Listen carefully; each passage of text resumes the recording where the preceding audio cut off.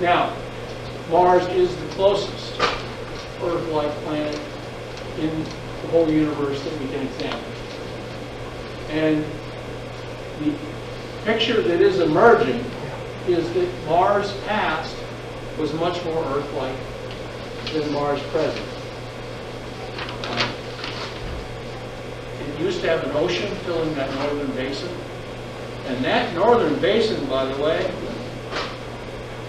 is, because of the absence of craters, the youngest part of Mars.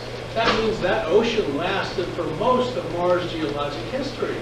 It's not in the south. I mean, there's some, what apparently were seas in the south, where in very ancient Martian terrain dating from early Mars. But this is from recent geologic time. How recent is one of the questions we're going to try and answer in this talk. So we have this Earth analog that's very close to us. And we are laboring under a synthesis or narrative or take on Mars right now. And I call it a lunar synthesis. It's basically been in place since about 1964 when the Mariner 4 passed by Mars and found craters.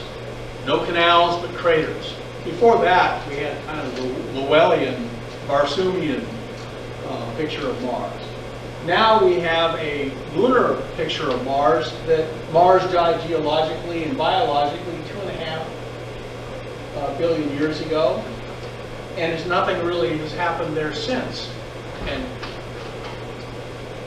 that is increasingly an attitude that is unsupportable by the data, I would claim.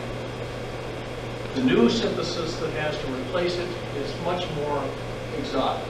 But I will point out that a lunar Mars model is very safe. Miss America, Miss Universe, your crown rests easy on your head. There are no challengers in the solar system.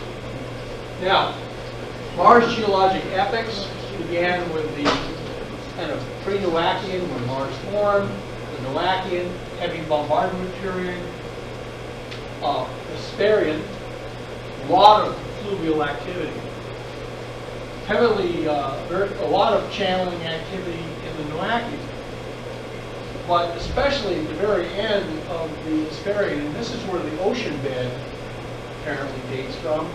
And then, but you see there's water channels even after that. And these epochs are based on relative crater dating, relative densities of craters. They're not based on an absolute chronology, they're based on a relative chronology, based on the assumed cratering rate on Mars being uniform.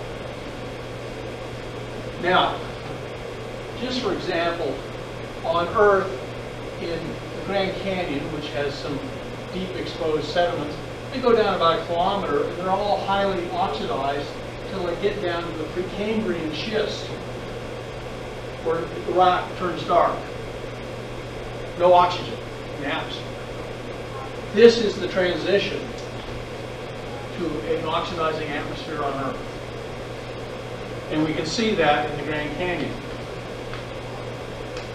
On Mars, we have exposed sediments that are very apparent. They are 5.5 kilometers thick, and they are highly oxidized. That means Mars has a comparable erosive history as Earth, and apparently has a lot of oxygen. I'm not going to say it was 5.5 times as much. I'm just going to say that it's got kilometers of oxidized sediments just like Earth. Now, what else do we see on Mars? On the sides of the volcanoes, where there would have been a lot of precipitation if there was an Earth-like climate period, we find eroded channels in the rock. And they look almost exactly like the ones in Hawaii. Those took millions of years to form. And of course, this is a typical Mars landscape. Craters that apparently doubled as lakes, feeding water channels.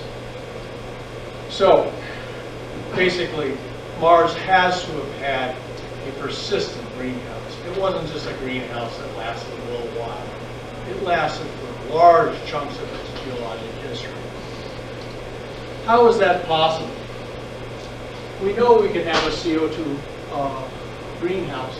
And by the way, when you have a CO2 greenhouse, you build up about an atmosphere of CO2. It's the water vapor that actually is the major greenhouse workhorse. Water vapor is a much more powerful greenhouse gas than CO2. So, but the CO2 allows liquid water to form and flow around, like so the channels are explained. However, if you have liquid water plus CO2, it gives carbonic acid when it reacts with all of the salt on Mars, and you get iron carbonate, magnesium carbonate, well, sand too, but you should have large deposits of carbonate. So a persistent, you can't have really a persistent greenhouse on Mars if it's just CO2. It's chemically unstable. This has been known for a long time. It's also been known that Mars carbonates are just completely absent. They've found almost no carbonates in Mars. However, if you add oxygen to the CO2 greenhouse, it changes everything dramatically. The oxygen is far more reactive than the CO2. You can't have stable carbonates in the presence of oxygen. The oxygen attacks the iron carbonate, which is a ferrous, in the ferrous +2 state, turns it into hematite and releases the CO2 back into the atmosphere. So all of the CO2 gets recycled if you have oxygen. Not only that, you get an ozone layer that blocks UV and allows for abundant light.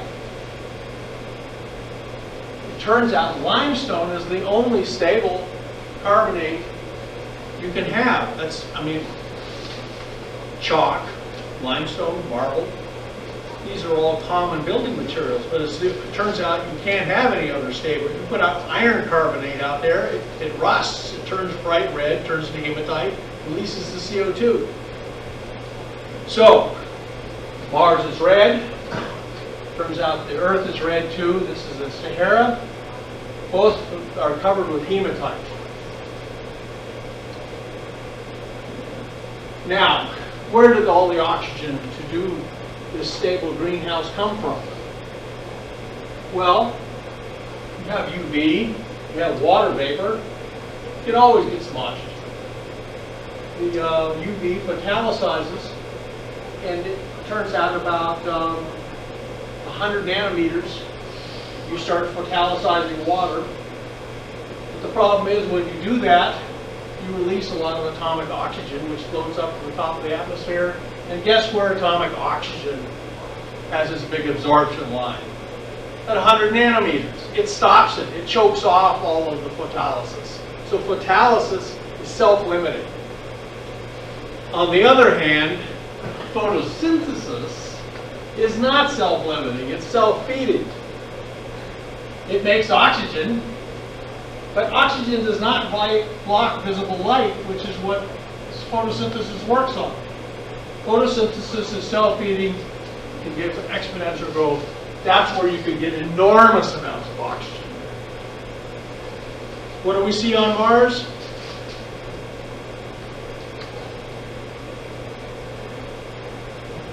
We see, oops,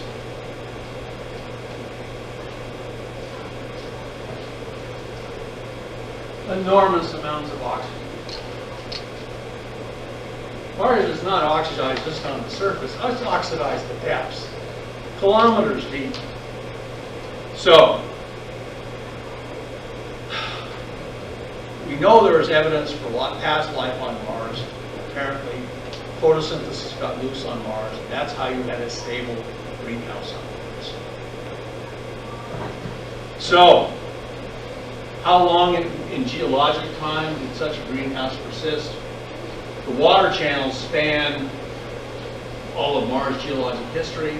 The ocean bed is the youngest, on the youngest part of Mars.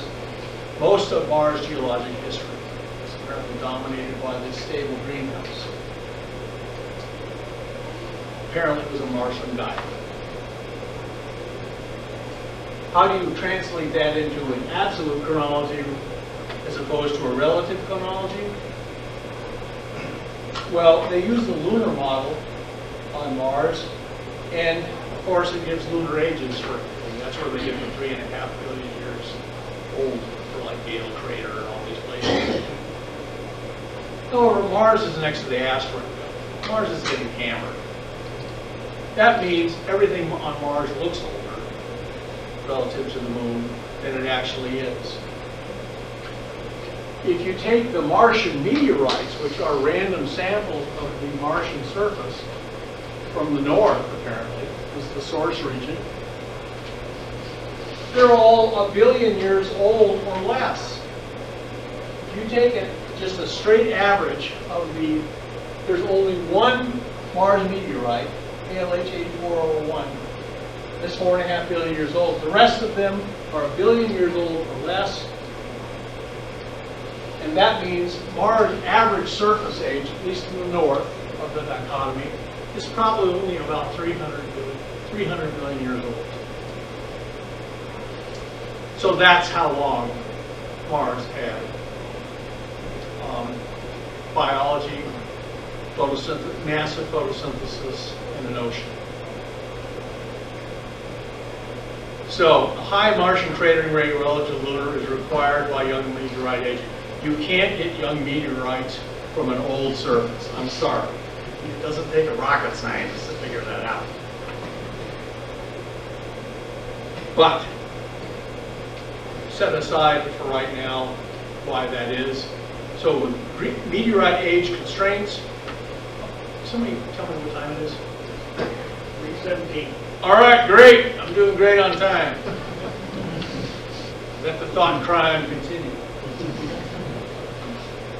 So, how long did this situation go on? How long has this been going on Mars? Roughly 4 billion years. We're looking at a planet that apparently had life on it, massive photosynthesis, oceans of water, a greenhouse, and it lasted apparently around 4 billion years. That's a lot, hell of a lot different than what they say. I'm sorry. That's very different from lunar Mars synthesis. Now, what happened? That's what Mars used to look like, apparently. And now it looks different. Apparently Mars was also the site of a catastrophe of some sort. What sort of catastrophe?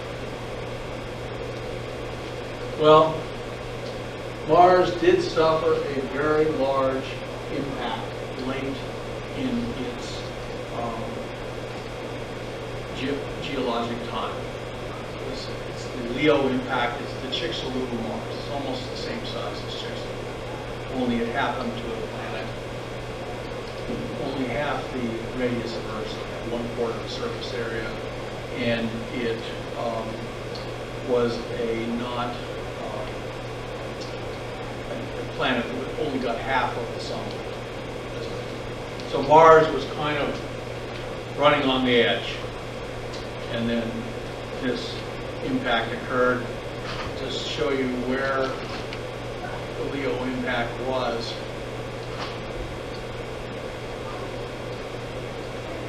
it's right there, north. You can see it happened in a place where there were hardly any craters. This happened on the young part of Mars. Now, we also know, however, that life is very durable, especially if you're already living close to the asteroid belt and getting whacked periodically. If you have an ocean of water, that stores an enormous amount of atmospheric gas, or CO2, and also serves as a big thermal flood. So Mars had a big stabilizing element in the ocean. So this would have mitigated, to some degree, the effects of any big impact. However, it makes a good story. And you know, it's like, okay, Mars is next to the asteroid belt, and finally it got whacked and couldn't survive. So, however, it's like a good Sherlock Holmes story. Yeah, but the dog didn't bark. And there's something fishy about this. Mars is not only exotic in being like displaying an Earth-like past, it also has some very strange isotopic anomalies relative to other solar system reservoirs. In particular, it has a lot more xenon 129 than xenon 132. Everywhere else in the solar system, including the comet they landed on, those two are almost the same.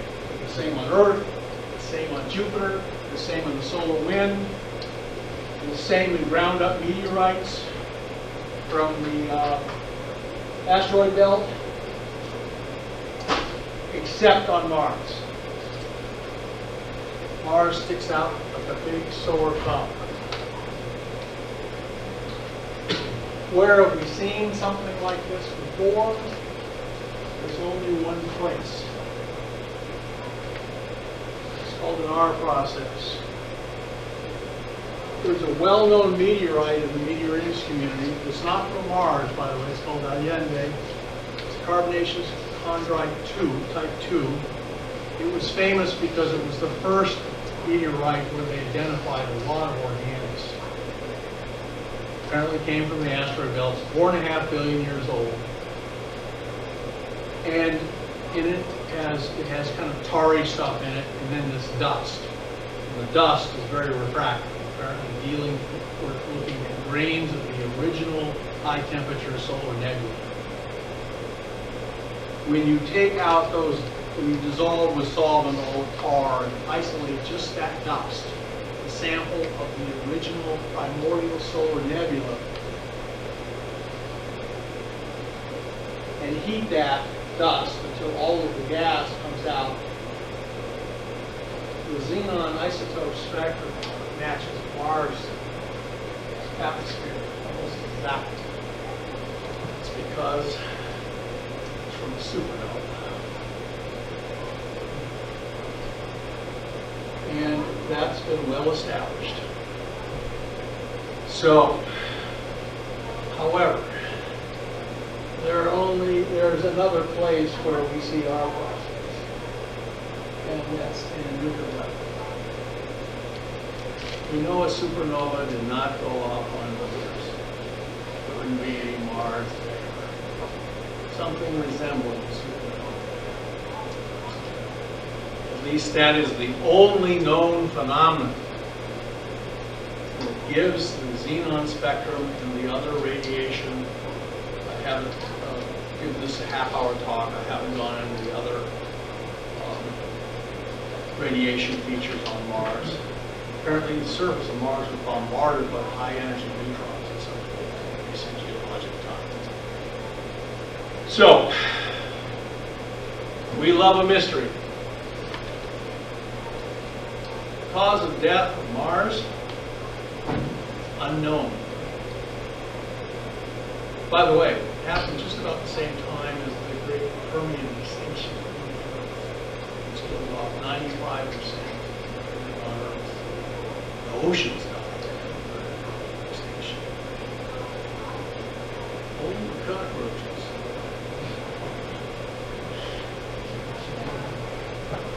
You should ask them what happened.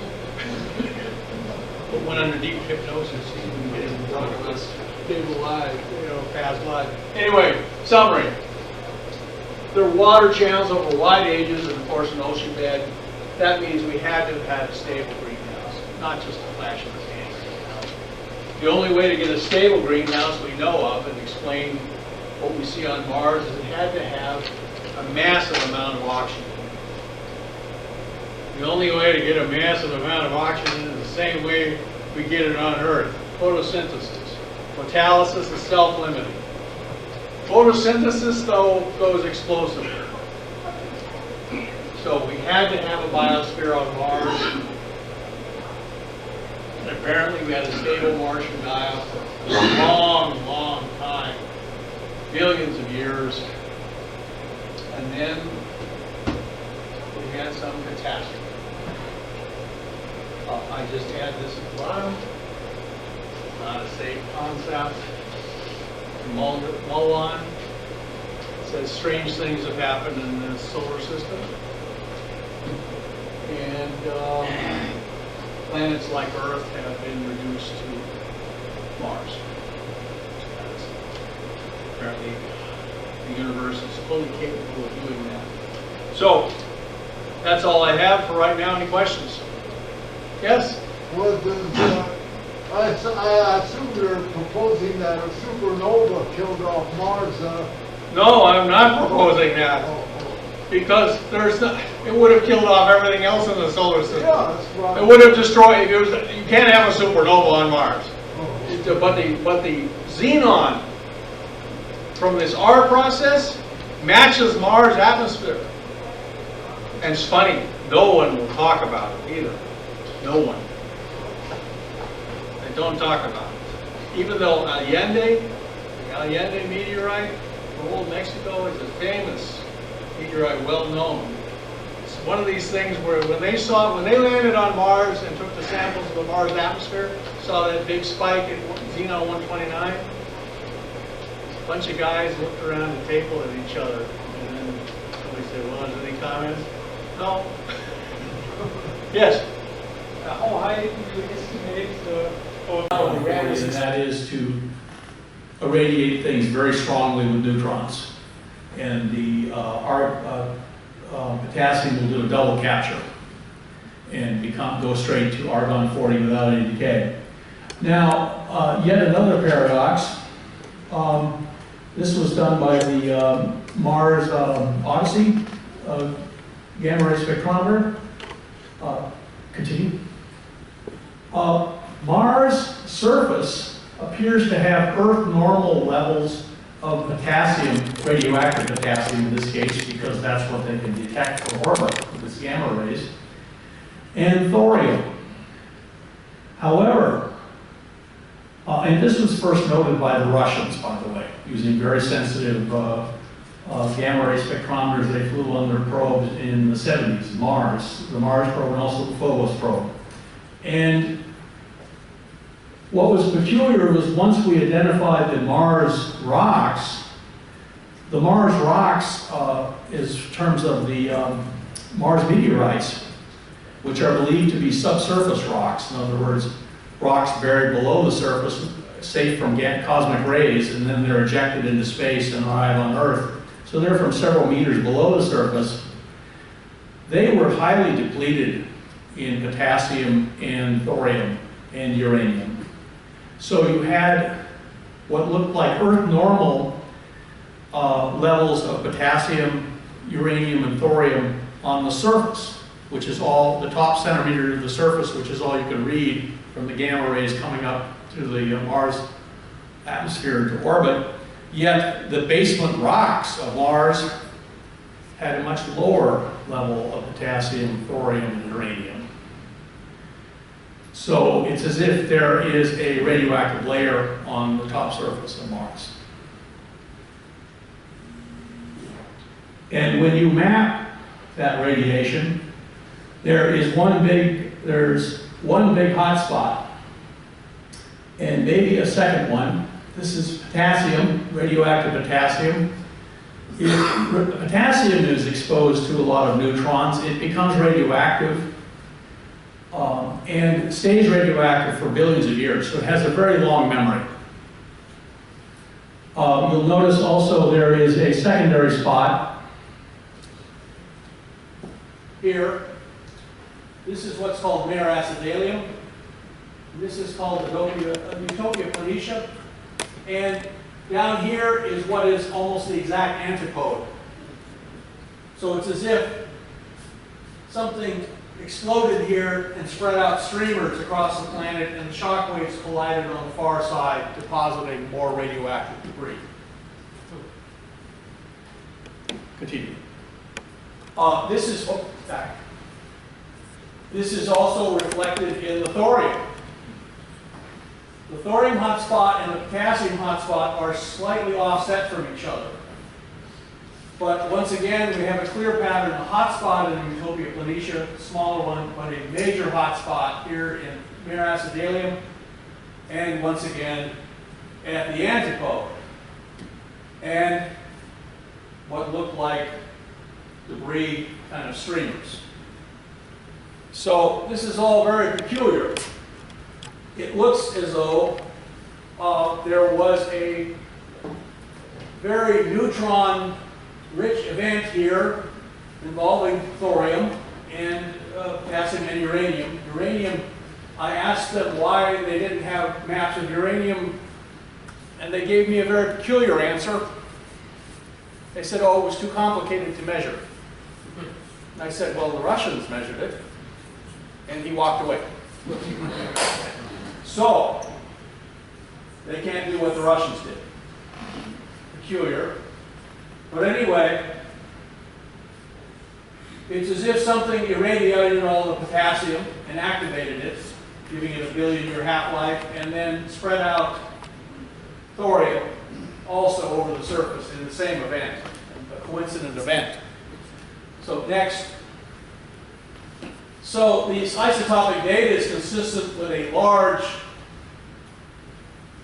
fission event, a large explosion in mare acidalium, maybe a smaller one in Utopia planum. Hotspot in the south would be approximate antipode. You find this on the moon, there'll be a crater, and then on the exact antipode on the other side of the moon, you'll find a pile of debris apparently associated with the impact. So, how could this occur on Mars? Well, the first thing we looked at was a natural nuclear reactor. The truth is stranger than fiction, far more interesting sometimes. On Earth, about 1 billion years ago, there were some very rich uranium deposits.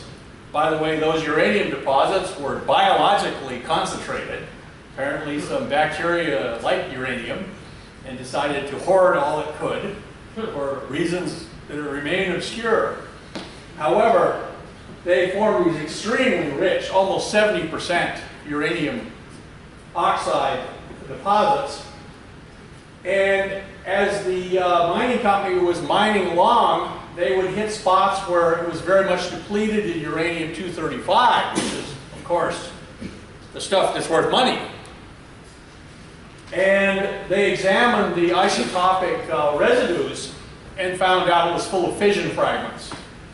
When uranium splits, it creates a whole family of isotopes, and a lot of those decay, and then you have a stable set of stable isotopes that are actually very distinctive and tell you what kind of reaction produced them, what kind of stuff fissioned, etc. So this happened at 20 different sites and was apparently caused by groundwater penetrating these very rich uranium deposits that had been biologically concentrated. So it's very bizarre. People studied these things. Each of these zones was about as big as your kitchen. They would start, the groundwater would get in there, moderate the neutrons. All the uranium was reactor grade back 1 billion years ago. So enrichment was not a problem for nature. And the water would penetrate these deposits, moderate the neutrons, and you would start a chain reaction. And it would start percolating along. It made plutonium off the uranium-238.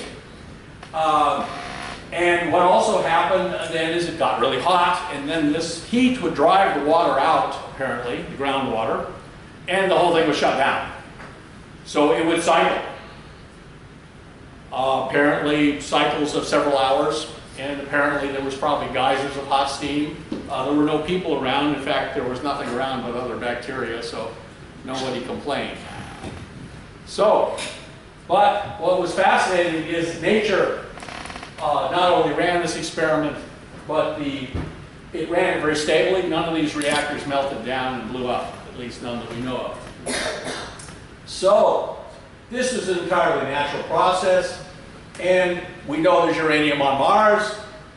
We know there's groundwater, because we see signs of it in the meteors that come to us, our free samplers from Mars.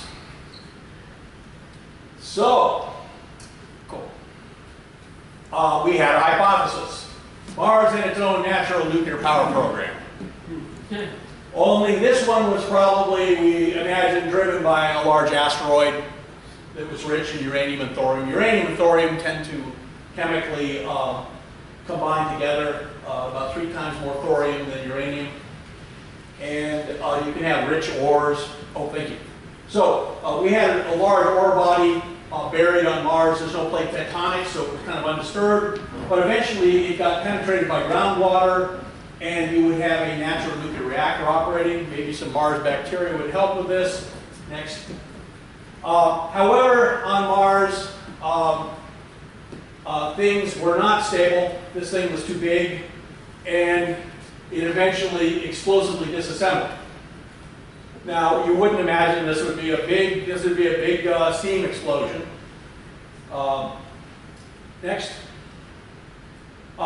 This was considered a very fine hypothesis. I presented it at several different meetings. It even ended up on Wikipedia. And one geologist commented that natural nuclear reactors happen on Earth due to uranium deposits, and then they would have to have occurred on Mars.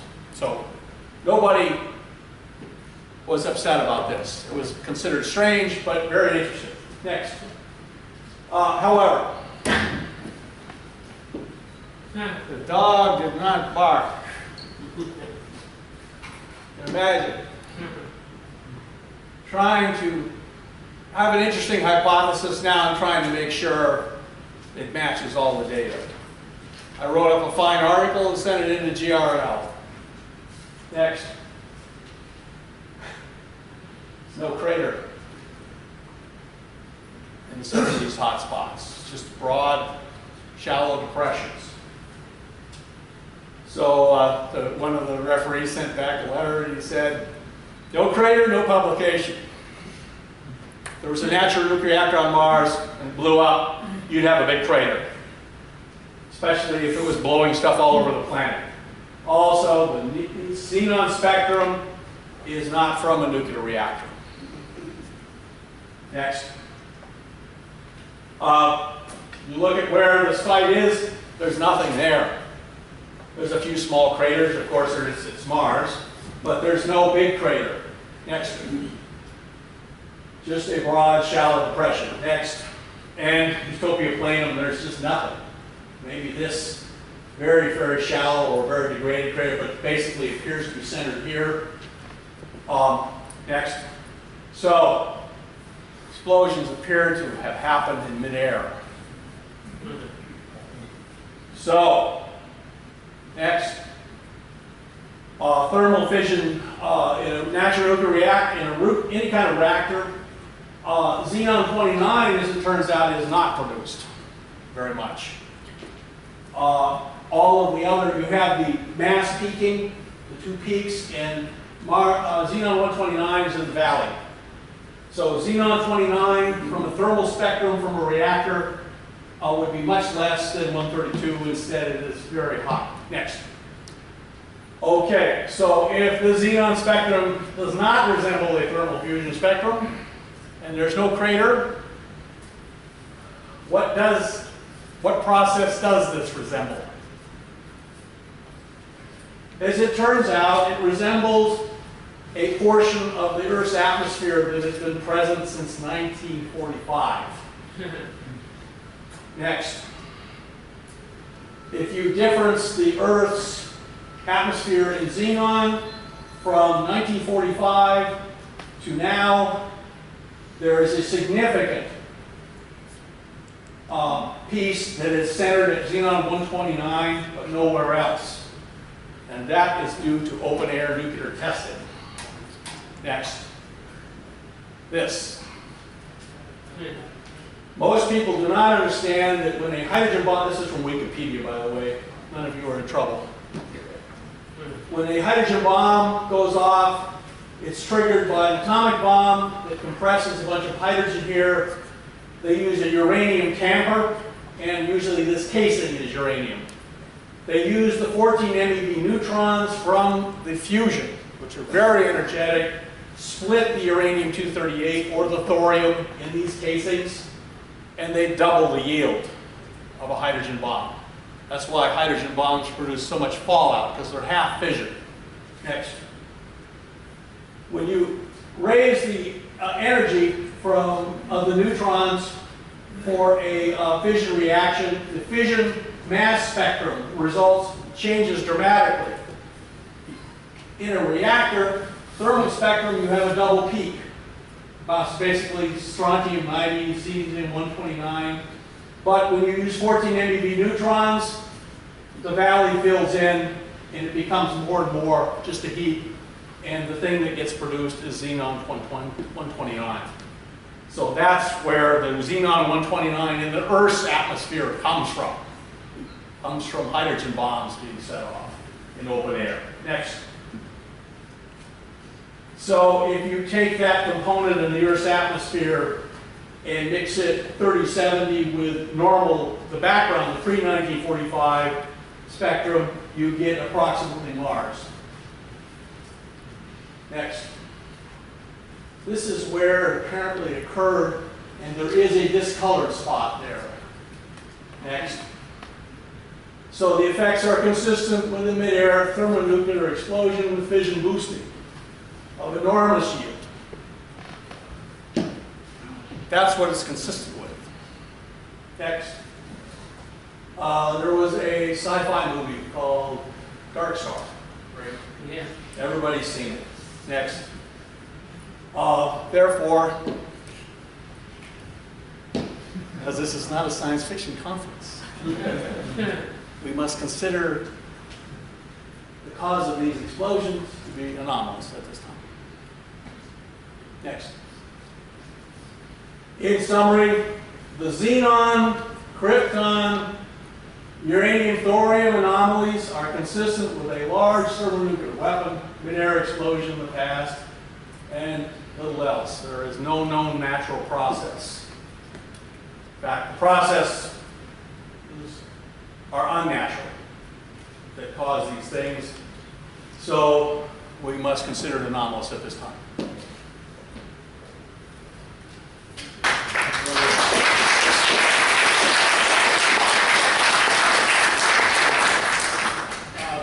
Where you showed looked like it was covered, or whatever, might be on the top of some of the ocean, ancient oceans. Yes, this is the ancient ocean bed. Could that have been a surface explosion that was later leveled because of the ocean? The ocean does tend to do that. It can cover up. We have what look like large asteroid impacts into what was the old ocean bed, and they form big craters. It doesn't fill in. Could it possibly be a meteor that was undergoing some type of thermonuclear reaction that exploded mid-air? Well, this was an interesting idea. Somebody suggested, well, there was a big meteor that entered the Mars atmosphere. The Mars atmosphere was much denser, and it actually moderated it and turned it in. It went prompt critical. However, that would still give a thermal spectrum of neutrons. It's not consistent with the xenon 129, which is a fingerprint of a thermonuclear explosion boosted with uranium. Yes? Can you date that anyway? Roughly 180 million years ago. Fortunately, it's not 250 million years ago, which would be the Great Permian extinction on Earth. I was actually glad that it didn't line up with that. By the way, the first place I reported these results was the Pentagon. And they sat on it for a while and then got back to me, and in their typical fashion, they said, "Why don't you publish this?" I said, "Well, I've been waiting for you to say something." And they said, "There, we said it." August 2012, NASA's Curiosity rover arrives on Mars. Just beneath the surface, NASA scientists are expecting to find red oxidized iron dust, and plenty of it. What they're not expecting to find is evidence of a nuclear war. A devastating conflict that seems to have taken place on Mars 300 million years ago. Curiosity rover has been sent to Mars to analyze the chemical composition of the red planet. What it finds, to the surprise of planetary scientists, are significant amounts of Xenon-129. The Mars Curiosity rover found that the abundance of Xenon-129 is much higher than what we see here on Earth. What process is creating this enhanced abundance of xenon? Scientists around the world struggle to explain the presence of this radioactive isotope. Among those analyzing the data is Dr. John Brandenburg, a former NASA physicist and deputy manager on the Clementine moon mission. Brandenburg is amazed for one simple reason. Xenon-129 is the byproduct of nuclear weapon explosions. I have shown this to several nuclear weapons experts, and they have affirmed that this is nuclear weapon signature. There is no other process that can create such a xenon spectrum. Earth has experienced over 70 years of atomic bomb testing, each time leaving traces of Xenon-129. But the Xenon-129 reading on Mars is still 2.5 times higher than that found on Earth. The presence of certain elements on Mars indicate that there was a nuclear explosion or explosions on the surface of Mars at some point in the planet's history. Brandenburg observes 2 nuclear hotspots in the northern hemisphere of Mars, where radiation levels are higher than anywhere else on the planet. What's more, it appears the nuclear blasts were occurring in midair, above the surface. What's also interesting is what is not found. There is no crater at either site, indicating that these explosions were airbursts. The size of the radioactive hotspots leads Brandenburg to a devastating conclusion. We're talking nuclear weapons size of the Empire State Building, dropped from space and detonating kilometers above the surface. Historically, if you look at pictures and listen to first-hand accounts of the explosion of the bombs at Nagasaki and Hiroshima, it's the same sort of thing. No crater, but massive explosion, massive expanse of energy, total destruction, everything in that energy's path. Brandenburg has analyzed the Mars rover data to establish when this nuclear holocaust occurred. Best estimates for timescale based on isotopic evidence is that this happened 300 million years ago. This could turn our concept of Mars completely on its head. Many scientists believe that millions of years ago, Mars had an atmosphere and liquid water, conditions where life could thrive. Mars might even have had oceans and lakes. John Brandenburg's work opens the question, what happened 300,000 or million years ago on Mars that he claims the evidence is hard that there were 2 hydrogen bomb explosions? Here is Mars xenon versus Earth xenon. Earth is in blue. You can see they overlay very well for the isotopes 132, 134, etc. But at 129, Mars has 2.5 times more xenon 129 than the Earth does. And by the way, it has this, you could put any other planet up there and it would look the same. Mars is different from every other planet. It has this big load of xenon 129. And sadly, this is weapons signature. 2018, scientist and aerospace engineer Dr. Travis Taylor traveled to Johnson Space Center in Houston, Texas. There, he met with NASA Exploration Mission scientist Dr. Elizabeth Rampey.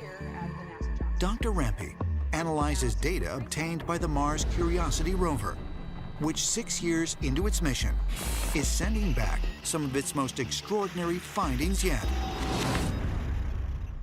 So there was very late-breaking news recently from the Curiosity rover, and some interesting information came out of the Sample Analysis at Mars, or SAM instrument. Okay. So SAM can measure gases in the atmosphere, and it can also measure gases that are evolved from samples. So basically, we drill a rock, deliver that powder to the instrument, and then that instrument heats up the sample and measures the gases that are coming off.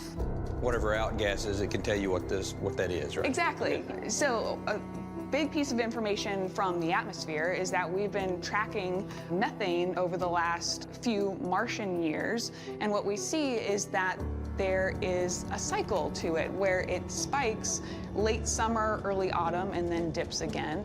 Wow. Yeah, so the big question is why is that happening? So that could possibly be due to an organic material, right? Or a biological source. Exactly. Meaning so life. that's right. I know. So huge. Wow. It's not the only hypothesis out there. Sure. But, you know, there is the possibility that there is extant life on Mars that is creating this methane. Wow. The fact that NASA has now released information that they've measured a cycle of methane that goes up in the summer and down in the winter, it sounds very similar to how biological processes create methane here on Earth. That could be evidence that there's life right now on Mars.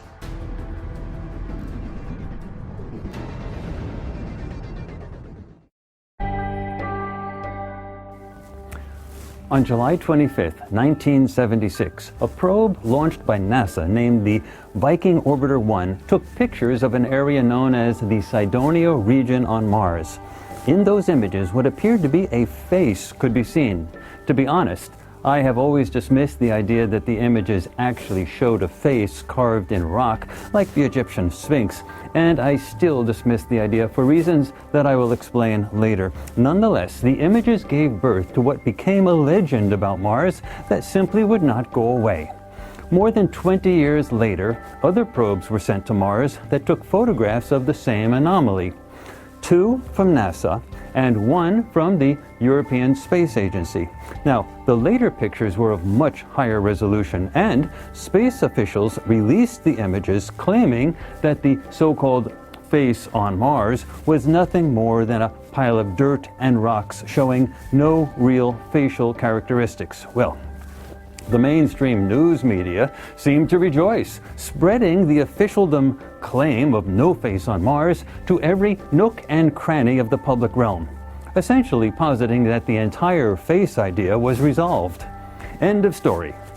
I remember watching the entire spectacle with considerable humor, sometimes amazed at how easily the public's attention could be focused on a particular idea to the exclusion of everything else, even things that were right in plain sight. You see, when I looked at the higher resolution images of the so-called face on Mars, I did not even look for a face. What I noticed right away was that there were parallel and perpendicular lines on the feature, lines that simply were not usual for any natural phenomenon, lines that suggested artificiality, lines that suggested that somebody built something on Mars long ago and the ruins of whatever they built were still detectable. Let me show you what I mean. Here is a high-resolution image of the so-called face on Mars. Look in this area of the image. there appears to be a clear corner with two very straight perpendicular lines. Curious, I placed a line on top of the longer edge using Photoshop, copied that line and moved it without rotating or transforming it to the other side of the anomalous rock formation, thereby ensuring that both lines were exactly parallel. Then I placed another line along the top of the image, exactly following the contour of the edge in the image. What I discovered is that the top line was exactly perpendicular to the two parallel lines, and together they perfectly outlined that end of the topography of the anomaly. At the other end of the anomaly, there was what appeared to be a semicircle that connected both parallel lines. I then took a perfect circle, cut it in half, and connected it to the ends of the two parallel lines, and it fit perfectly, following the topography of the anomaly like a glove, so to speak.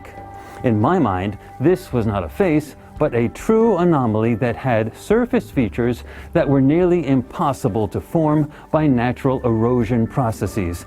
These were parallel and perpendicular lines, plus a semicircle that seemed to be evidence of past civilization activity, however ancient. Quite simply, the spectacle of whether or not the anomaly was a face seemed to distract the public from seeing the obvious. And I even wondered if this could spend a moment discussing the verifiable elements in this first target, the face on Mars, as it exists right now. As can be clearly seen in the target image, in the center of the anomaly, there is what appears to be a mountain or hill with a rugged terrain. There are a few deep crevices in the image. Also, the raised center area of the mountain slopes downward and meets a flatter plane. The entire anomaly, as outlined with the black lines in this image, seems to be raised up on a more or less level surface, with sloping sides leading to an extensive plain below. We can call this outline with the black lines the perimeter of the anomaly. There is very little variation in the elevation along the perimeter. The perimeter is essentially flat. There is a raised area near the anomaly's so-called upper left corner in the image. Note that this raised area appears rough on top, but it is more or less level. Interestingly, below the flat area on the sloping sides is an area that appears to have a somewhat terraced surface. You can better see the terraced edges when we place lines on the contours of what I will be calling the terracing. Now, I am not calling these edges actual terracing. It is just that they have the appearance of terracing, as is commonly done on sloping sides of mountains. Again, this corner, which is near the terraced contours, is one of the most striking aspects of this image. That is a perfectly perpendicular corner with extremely linear parameters, and that is not something that tends to occur through natural processes. So, to summarize, the verifiable elements are a harsh, dry and dusty, cold and barren terrain without vegetation or water. There is a high peaked area that slopes downward, leading to something that looks like a perimeter with linear characteristics. There is also what appears to be the eroded remains of terracing along the sides of a sloped area. Also, along the terraced lines, there appear to be regular dimpled or indented areas, making me wonder if things may be near the surface that are regularly spaced, thereby influencing the surface erosion patterns. And of course, the air is very thin, to say the least, and it is bitterly cold. Add to that the Viking satellite photos of the face and the whole controversy that touched off that's still going on about the Cydonia region on Mars. Now, I'll be honest again and say that when I look at those photos, even the more recent photos that supposedly disprove the face that's nothing but, a mound, I'm looking at it exactly the same way that Hoagland is looking at it and seeing a very decayed object, an artificial object. Right. And there are too many other oddities that are not even on Cydonia about Mars. There are clear indications of pyramidal structures that I can't see any geological explanation for. that pepper the surface of the planet. There are just too many odd pictures that you can go online and look at from NASA's own photos and see all of this stuff that look like parts to automobile engines and, fossilized somethings and, And we know that they make a habit of removing those things from the pictures over time. Oh, yeah, they do. They put them up, and then people start saying, oh, look at there. And then they go back and airbrush this stuff out. So, yeah, there's clearly something there. So the question is, are we there? Well, if you have, let's go back to the Bell story. If you give it any credence, and you've got the Nazis tinkering around with some sort of gravitic anti-gravity thing in 1944, and you pour trillions of dollars over, what is it now, since the end of the war, 8 decades of secret research, could you develop a technology that could get us there safely and get us off of there safely? Well, probably. So I have no difficulty with the idea that we're there. And then add to that Alternative 3. Right. You familiar with that? Yes. Well, for those of you who aren't, Alternative 3 was this British television show done on the ITC network in the 70s and early 80s in Great Britain, and it was called Alternative 3. And it was intended to be an April Fool's joke because it was supposed to air on April 1st on ITV. Documentary style. On a documentary, it's laid out and presented as a documentary. It's a complete hoax. Yeah.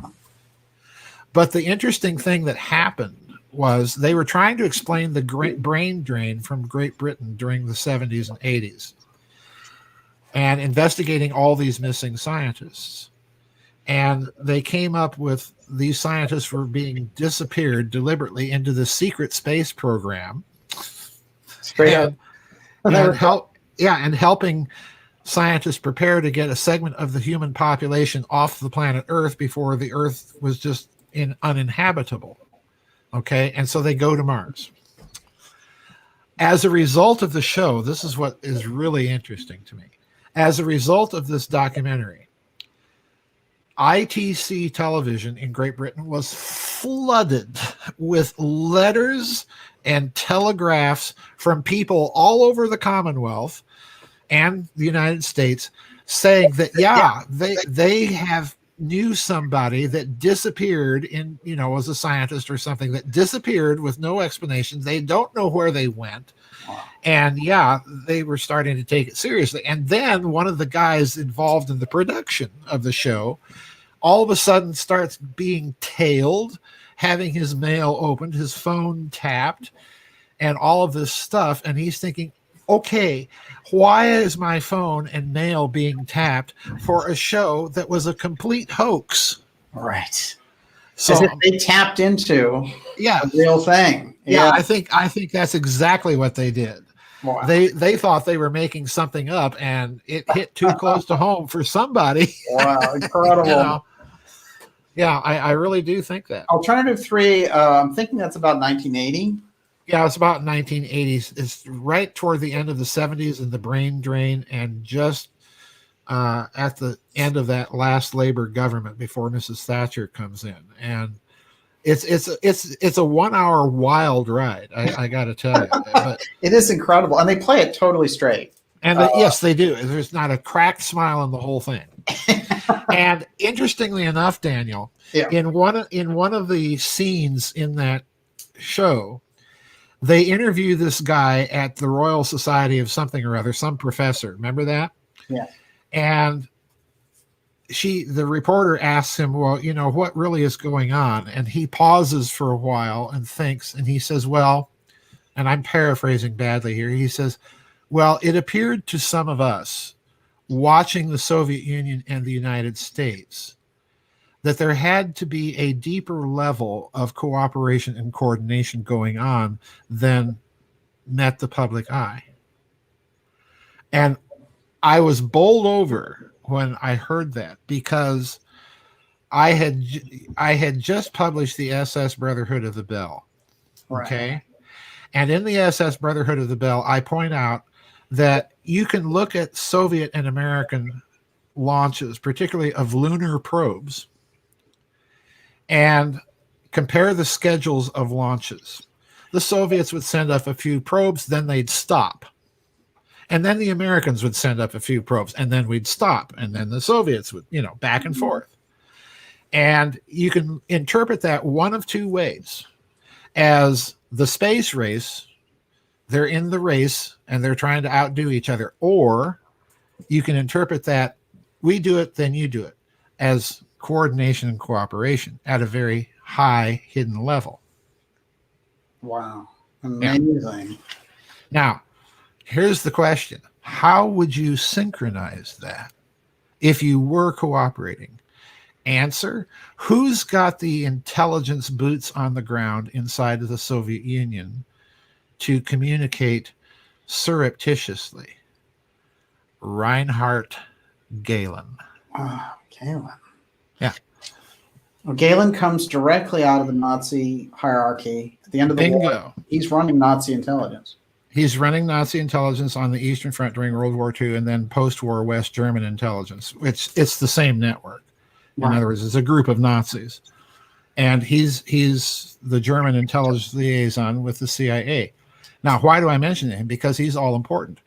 How does Lee Harvey Oswald get an apartment in Minsk, Belarusia, and then marries the colonel of the daughter of a GRU, Soviet military intelligence colonel, and then gets back out of the Soviet Union with her in tow, with money in his pocket? Who's got the network inside the Soviet Union to do that? It's not the CIA directly.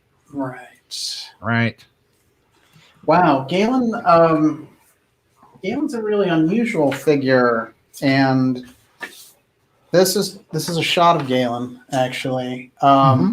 You pointed out his autobiography to me, and I couldn't believe it when I was reading it. Isn't that is he a piece of work or not? Unbelievable. And my way of looking at him is he's kind of the great, he's the Wizard of Oz back there, because basically the CIA is crafted directly out of his network. Yeah. I mean, we had the OSS, but it seems like anything to do with that area of the world, he's the real. He's the real CIA presence, and it's not CIA, it's West German. Yes. And it's like Christopher Simpson pointed out in his book Blowback. Gehlen's analyses of Soviet military capabilities and intentions were the briefings and analysis for the CIA to President Truman. And it was so bad at some points that they simply took Gehlen's analyses that he'd passed on to the CIA, retyped them on CIA stationery, and passed them off to President Truman. So in other words, a Nazi general is briefing the American president directly with no added comments, nothing. Truman is just reading Nazi intelligence analysis. Truman is Hitler, Right, yeah. living in the White House rather than the Reich Chancellery, getting these briefings, but that's essentially what's going on. Gehlen just switched employers there. He's just switched employers. That's interesting. Waterford, Virginia, 2013. Cydonia Institute researcher George Haas is combing through images of Mars when something catches his eye. A large formation protruding from the surface of the planet that displays extraordinary symmetry. He is struck by the fact that there are no other large geographical features around it, and it has the distinct shape of a keyhole. When you initially look at it, it looks like something that someone made. So when scientists are looking for signs of activity on another planet, they're looking for structural symmetry, determining if this is possibly just something nature made or something that humans or extraterrestrials had a hand in. What we're seeing on Mars could be evidence of intelligent design by some unknown extraterrestrial culture. The Mars Reconnaissance Orbiter took amazing detailed maps of pretty much the whole surface of Mars. And there are some anomalous pictures. It's very much worth humanity's while to travel there and find out for sure, are these artificial or not? Could it be that this strangely symmetrical formation on Mars is really an artificial structure built by an extraterrestrial race? For ancient astronaut theorists, what makes this image even more intriguing is the fact that strikingly similar man-made structures exist here on Earth. November 2016. After a 3-year study of the keyhole formation discovered on Mars, an independent research team led by the director of the Cydonia Institute, George Haas, publishes their findings. The team determined that the formation exhibits such perfect symmetry that it is highly unlikely to be the result of natural erosion. It appears what we're seeing on Mars is evidence of some unknown extraterrestrial culture that I think may have been telling the story of where we came from and possibly where we may be going. If the keyhole formation on Mars is an artificial structure, as this scientific study suggests, could it indicate that an alien technology documented by our ancestors was left on Earth's closest neighboring planet for humanity to one day discover? Or is it possible that the structure does not represent some physical object, but carries a more important message? Was it meant to tell us that there are profound secrets waiting to be unlocked about both our past and our future?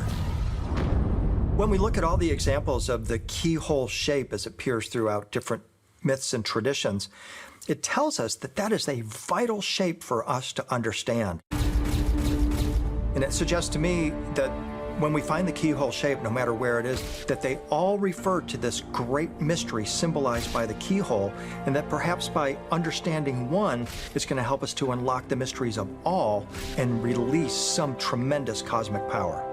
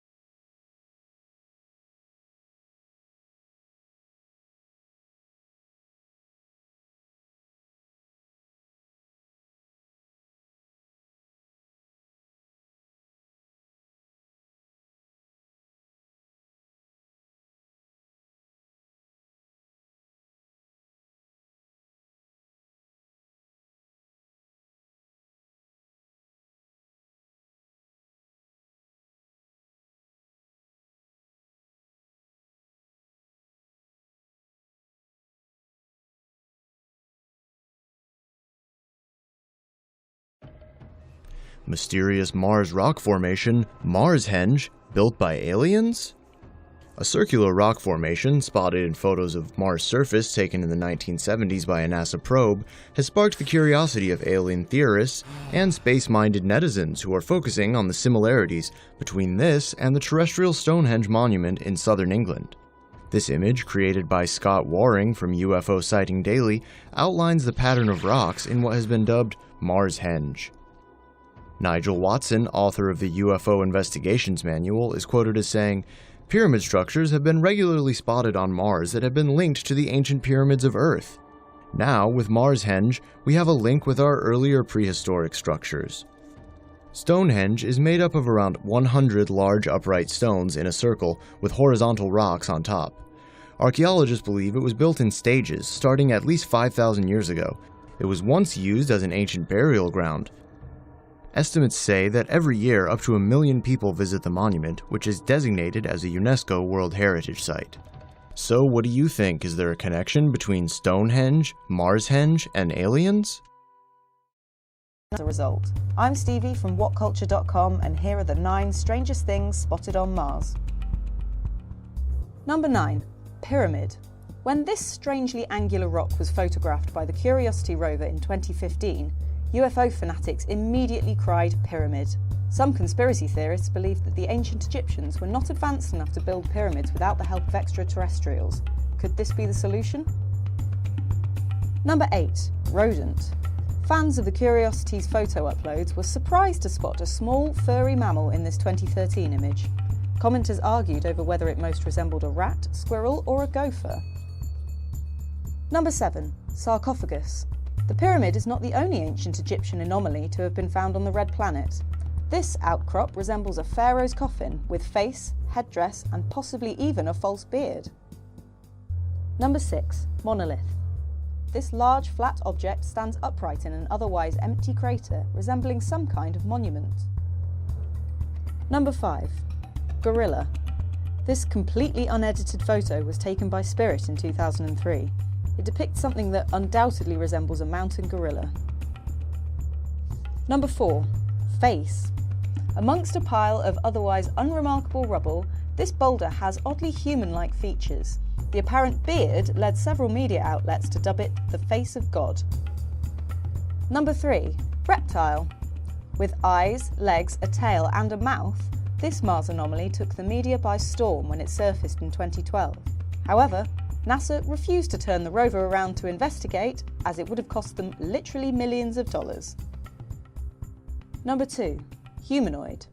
This photo by Curiosity shows what has been described by some as a humanoid figure. Ufologists likened its gait to the subject of Roger Patterson's 1967 video of an alleged Bigfoot. Number 1. Giant crab. In July 2015, Curiosity beamed back a horrifying image that seemed to show a large, crab-like creature sitting in the mouth of a cave. Enhancing the image reveals a set of spindly limbs and what could be a pincer. NASA refused to investigate. Did we miss any out? NASA's Mars rover captures an image of a shadowy shape on the red planet's surface. You look at this thing and you do a double take. It looks like it's a crashed spacecraft on Mars. The photograph causes an online frenzy of excitement. Now we found some real evidence for alien presence.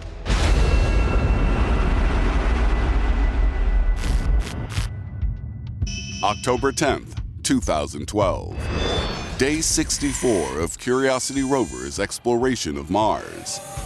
Curiosity rover is looking for evidence that Mars was once habitable. And to do that, we have all these amazing scientific instruments on the rover, including these incredible color cameras. Curiosity searches the 96-mile-wide Gale crater for signs of the water that once flowed across the red planet. Among the rocks, one of Curiosity's 17 onboard cameras captures an image of something strange. The shot grabs the attention of UFO hunters. That image goes up on the web, and there's instant fury about what it could possibly be. Analyst Mark D'Antonio examines the image for clues. At first glance, the image looks relatively normal. A bunch of rocks. We see this all the time on Mars. However, down here is a fairly strange object. What could it be? In the course of exploring Mars, a number of craft have landed on the planet. NASA analysts consider the theory the unexplained object could be the remains of a rival space agency's doomed probe. Russia has launched a total of 19 craft towards Mars. Only 5 have reached the planet. But simple math rules out the idea the mysterious object is a Soviet lander. All of the Soviet Mars series of landers from the 70s, all of which failed on descent, all of those can be accounted for. The Soviets aren't the only space agency to send spacecraft to Mars. Maybe it's the remains of one of our own spacecraft that crash landed on the red planet. The question is, which one? There's only one lander whose exact landing location is not known at all, and that's the Beagle 2. The Beagle 2, a compact European space agency lander, only 3 feet wide, began its descent through the Martian atmosphere on Christmas Eve 2003. Beagle 2 entered the Martian atmosphere to go look for life at the surface of Mars. But then, contact with it was lost. Some suggest the Beagle 2 might be the unidentified object in Curiosity's image. Analyst Mark D'Antonio compares European Space Agency photographs of Beagle 2 with Curiosity's image. This is flat on top, so is this. It's round on the bottom, this appears to be round on the bottom. But there's a problem. This is the wrong shape. This is a longer curve, this is a shorter curve. This can't be that. In spite of the inconsistencies, the Beagle 2 theory continues to provoke debate. Then, in December 2014, NASA receives crucial new data from its ambitious Mars Reconnaissance Orbiter. NASA's Mars Reconnaissance Orbiter has a camera called HiRISE that takes pictures with a footprint that's comparable in size to that Beagle spacecraft. The MRO spots an unusual glint of light from the Isidis Planitia Basin. Light that could be reflected by the metallic surface of a lost craft. Upon close inspection, it turns out that that's the Beagle 2 lander. NASA's MRO confirms Beagle 2 rests just 2 miles from its intended touchdown. But it's 2,000 miles away from the mystery object discovered by Curiosity. The Beagle has landed, but not anywhere near where Curiosity is scouring the landscape. NASA's MRO solves the mystery behind the disappearance of the Beagle 2. But the solution sheds no light on the greater mystery, the strange object discovered by the Curiosity rover. You said that those books were laid out in a certain order as well. So the message for me is that it seems perhaps that there are ruins that they've discovered, say on Mars, for example. And you said once they discovered those ruins, something would have happened. And that would have been the deep state would have taken a look at that and said, where are all the ancient documents on Earth concerning? Right. Right. That's exactly what I think happened. You can't tell me that, you know, the face on Mars photo that Viking took, the very famous face, that was noticed by 2 NASA scientists, and they originally thought exactly what the narrative later came to be. Well, this is just a trick of light and shadow. But then they found another picture that was taken by Viking from a different sun angle and a different position, and it's still there. So it's not a trick of light and shadow. And at that point, you know, NASA starts putting out the narrative that, well, this is just a big trick of light and shadow.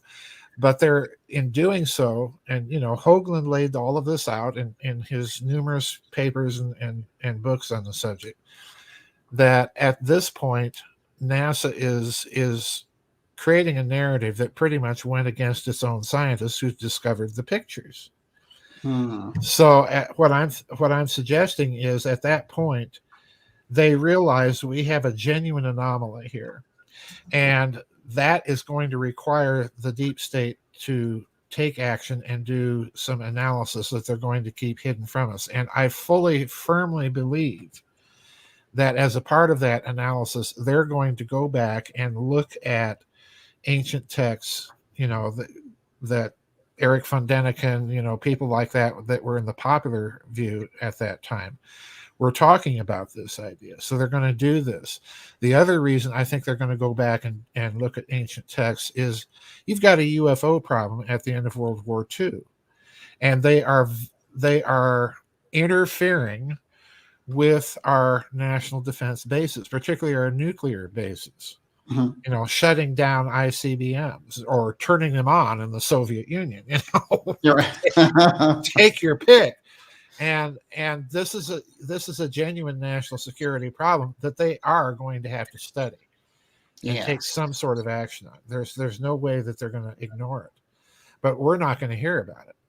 So if they all of a sudden realize we've got the possibility of some ruins here on Mars, then the implication is that implies a technology. And if you go back and look at the ancient texts, you know, I put a lot of them in the book, The Cosmic War. If you or Gives the Death Star Destroyed. If you look at those ancient texts, it's very clear, if you read them with modern eyes, that they are talking about a technology. Right. Very clear. I mean, in the Enuma Elish, the so-called Babylonian creation epic, and I defy anybody to sit and read it and tell me that this is a creation epic. It's a war epic. Right. Pure and simple. Quackademia likes to cover things up by giving it a name to make you think, oh, these people are just making all this up. It's Babylonian science fiction. No, it's not. Well, if you look at it, if you look at the Enuma Elish, you've got this big war between Marduk and Tiamat, and what's Tiamat fighting with? Well, she's fighting with biological weapons. Miscegenation, scorpion men, and all of this weird monsters that she's cooking up in her cauldrons. Right. So in other words, we're doing this today with modern genetics. We're creating these chimerical creatures. So it's not surprising that you would find it in a text related to a cosmic war, which you're going to have technology to fight. That's my point. Yeah. So these people are going to go back and look at these texts and realize that they've got a problem. And that's, I think, what's behind the scramble for Mars. They want to go out there and get that technology. Right. So they're convinced that there's enough, or they probably already know at this point that there's enough there that they can reconstruct the idea of what took place. So they're taking then those ancient texts, the Epic of Gilgamesh or something of that nature, as factual. They've changed their perspective and realized, oh, they're not mythical creations for academics. They are rather detailed histories. Right. They're histories using language that the people recording them at the time had available. So, the idea that they're going to talk about scorpion men, well, they don't have a word for miscegenation, but that's what they're talking about. They're talking about genetic engineering. So you kind of have to read these texts and bear in mind that you're either dealing with myth or you're dealing with people that are trying to record something very real in the language they had available. And that's what I think these people, that would do this analysis actually did. And as well as I do, Daniel, that if you examine some of the photos coming from Mars recently, oh yeah, they are just chock full of things that should not be there. Right. No question. Yeah. And this is the kind of stuff that you've pointed out. You did mention that Hoagland was very early on this. Oh yeah. And one of the things that he got into were the whole complexes in Cydonia and that whole thing, which look kind of like versions of Giza, but up there. There were also the strange comments that Buzz Aldrin made in relation to some of the moons and how they had found things there, as if he couldn't kind of help himself. It spilled out. So, and we've seen it echoed through movies like 2001 Space Odyssey and all that kind of thing. So the idea is there. It's out there in the culture as early as the 50s and 60s. When we look at it now, they've had years to study it, and the last 50 with no public program except for, Challenger shuttles and things of this nature, which are real fluff when you get into a space program. What do you think marks the 50-year gap of space development that the public hasn't seen in general? What's the kind of the core factor you think that is going on? I think the core factor is this realization that human history is not and I think I mentioned this in the previous videos, human history is not this accidental history of humanity doing their hunting and gathering, and then all of a sudden quitting and deciding to invent mathematics and astrology and animal domestication and start Sumer and Egypt, out of the clear blue, which is a narrative that never made sense to me. Let's make a geometrically perfect pyramid, everyone. Yes, let's make a perfect pyramid out of copper and sand slurry and diorite balls and, hand saws. Hey, the Mayans didn't even have the wheel, supposedly. Yeah, the Mayans didn't even have the wheel. The poor things. Good luck throwing those stones over there. Good luck throwing those stones up there. Yeah, go look at Chichen Itza and tell me these people didn't have the wheel. Come on. But yeah, this is the problem. They realize that history is not as Quackademia would have it, or they had to invent that history real fast because the end of World War II, you've got a bunch of stuff flying around the sky that's going to grab attention and make people wonder. The other thing I think that's at the core of this is the technology aspect. Once you come to the conclusion that there was a high civilization and that it may have been interplanetary and that it fought a war and it was a terribly destructive one, a blown up planet right here in our solar system. Once you come to those conclusions, then you would have to be totally irrational not to want to go out and get that technology, particularly at the height of the Cold War. Yes. Because, if those records are true and that technology existed, or there may be some of it left or enough information about it that we can piece it back together, we'd better get there before the dang Deriskis do. Right. On and on we could go. Yes. Well, it's interesting because... Coming up on 1 minute, mark T-minus 60 seconds and counting. We are go for Apollo 7 at this time. Joseph is a scholar. He needs no introduction, I know, with this audience, but his work has had a profound impact on me and many of the people who will be speaking this weekend. He makes us think. He stretches not only our knowledge of history and our knowledge of the world and cosmology, but he stretches the creativity that we apply, and it's always a pleasure. He's going to be talking today, Cosmic War, Cosmic Versailles, Historical and Mythological Perspectives on the Origin of Secret Space Programs and Their Policy Formation Culture. So always unbelievably juicy. With no further ado, Dr. Joseph Farrell.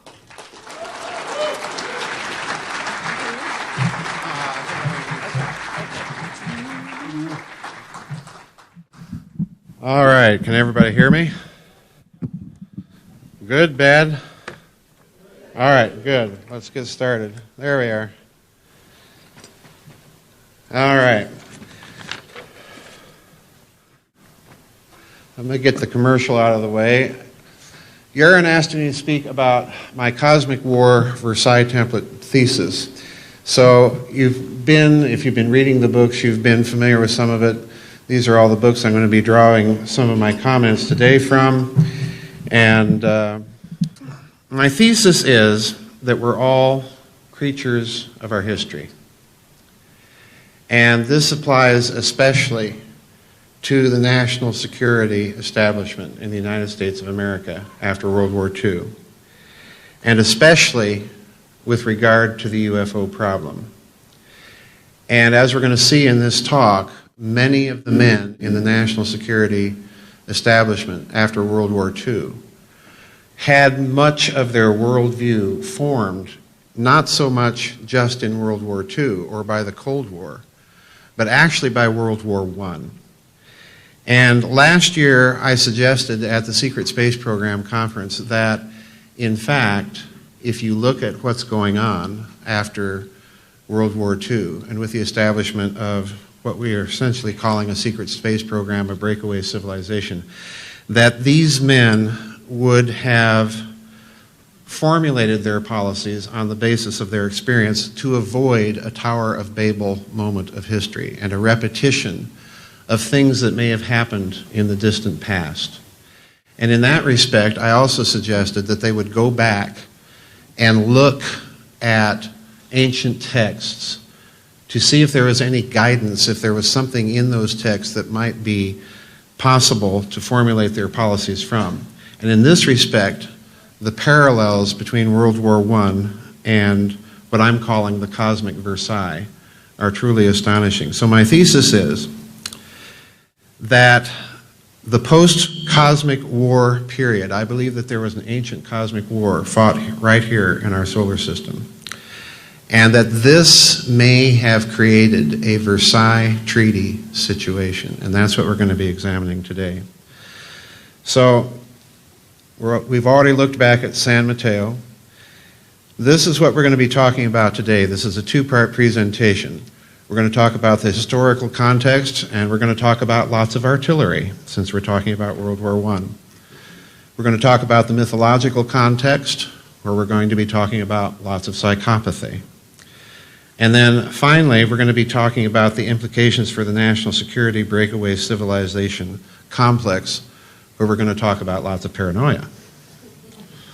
So now this is crucial. This is absolutely crucial because, again, as we're going to see at the very end of this talk, all of these things are in play with some of the biggest names that you're probably already familiar with in the national security establishment.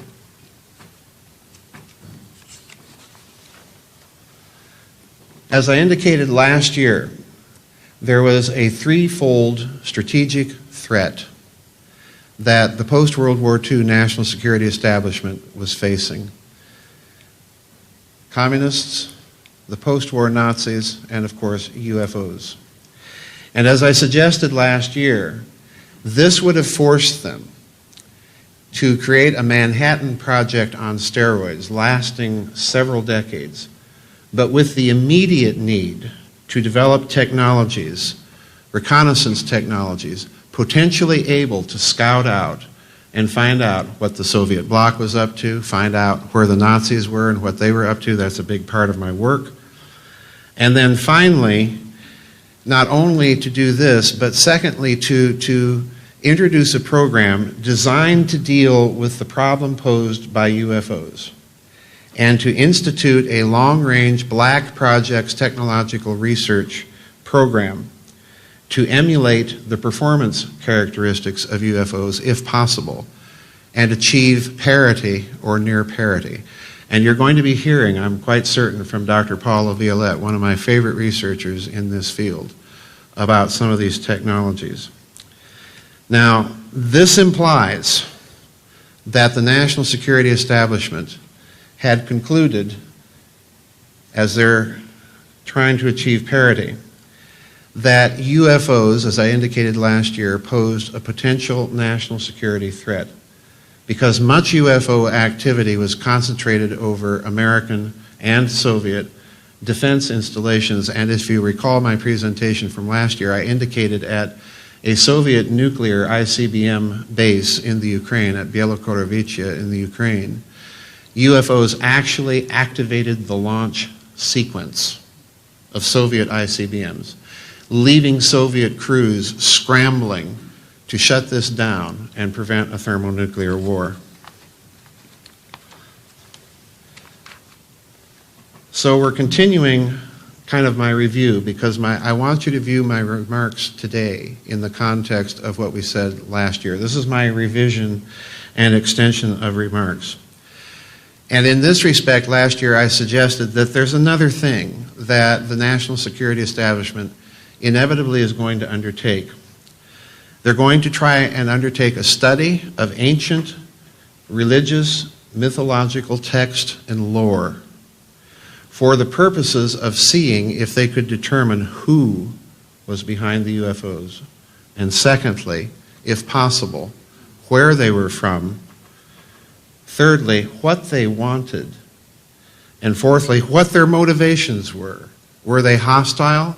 Well, certainly with all the activity over American defense installations, Soviet defense installations, interfering with both American and Soviet and presumably French and British nuclear weapons systems, that this was at least a provocative act, and hence they had the need to develop these black projects to achieve some sort of technological parity or near parity with the performance characteristics of UFOs. And if that's the case, then they also had the need to determine if psychological warfare operations could be mounted against them, what policies might be indicated by these ancient texts and their contexts. Now, it's that last question that, in my opinion, brings us to the idea that we might be dealing with a cosmic Versailles if, in fact, a cosmic war had been fought in the distant past of high antiquity right here in our solar system. And consider the importance of this. Because if there's a cosmic Versailles, if there's some treaty that you might be able to find traces of in ancient texts, in ancient lore, then they need to know the terms of that treaty. Is it still in effect? What happens if it's violated? And I think once you get into seeing what I'm about to present in this talk, you're going to see that this was very much possibly a part of their thinking. So their goal is to prevent a second interference, a second Tower of Babel moment of human history. Now, one last comment about my presentations last year.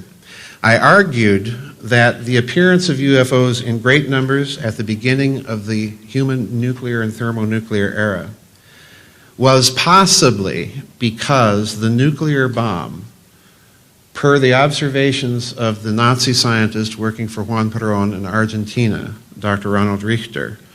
You recall that I mentioned that Dr. Ronald Richter said that plasmas under electromagnetic stress, and what's a nuclear bomb? Well, it's a nuclear plasma. Under electromagnetic stress might possibly be gating energy in from the configuration of local space-time, that is to say, from the positions of the planets and so on, and when and where on the surface of the Earth the bomb is set off. So in other words, for a brief moment it functions as a gateway, as a transducer of the zero-point energy as it's configured in local space.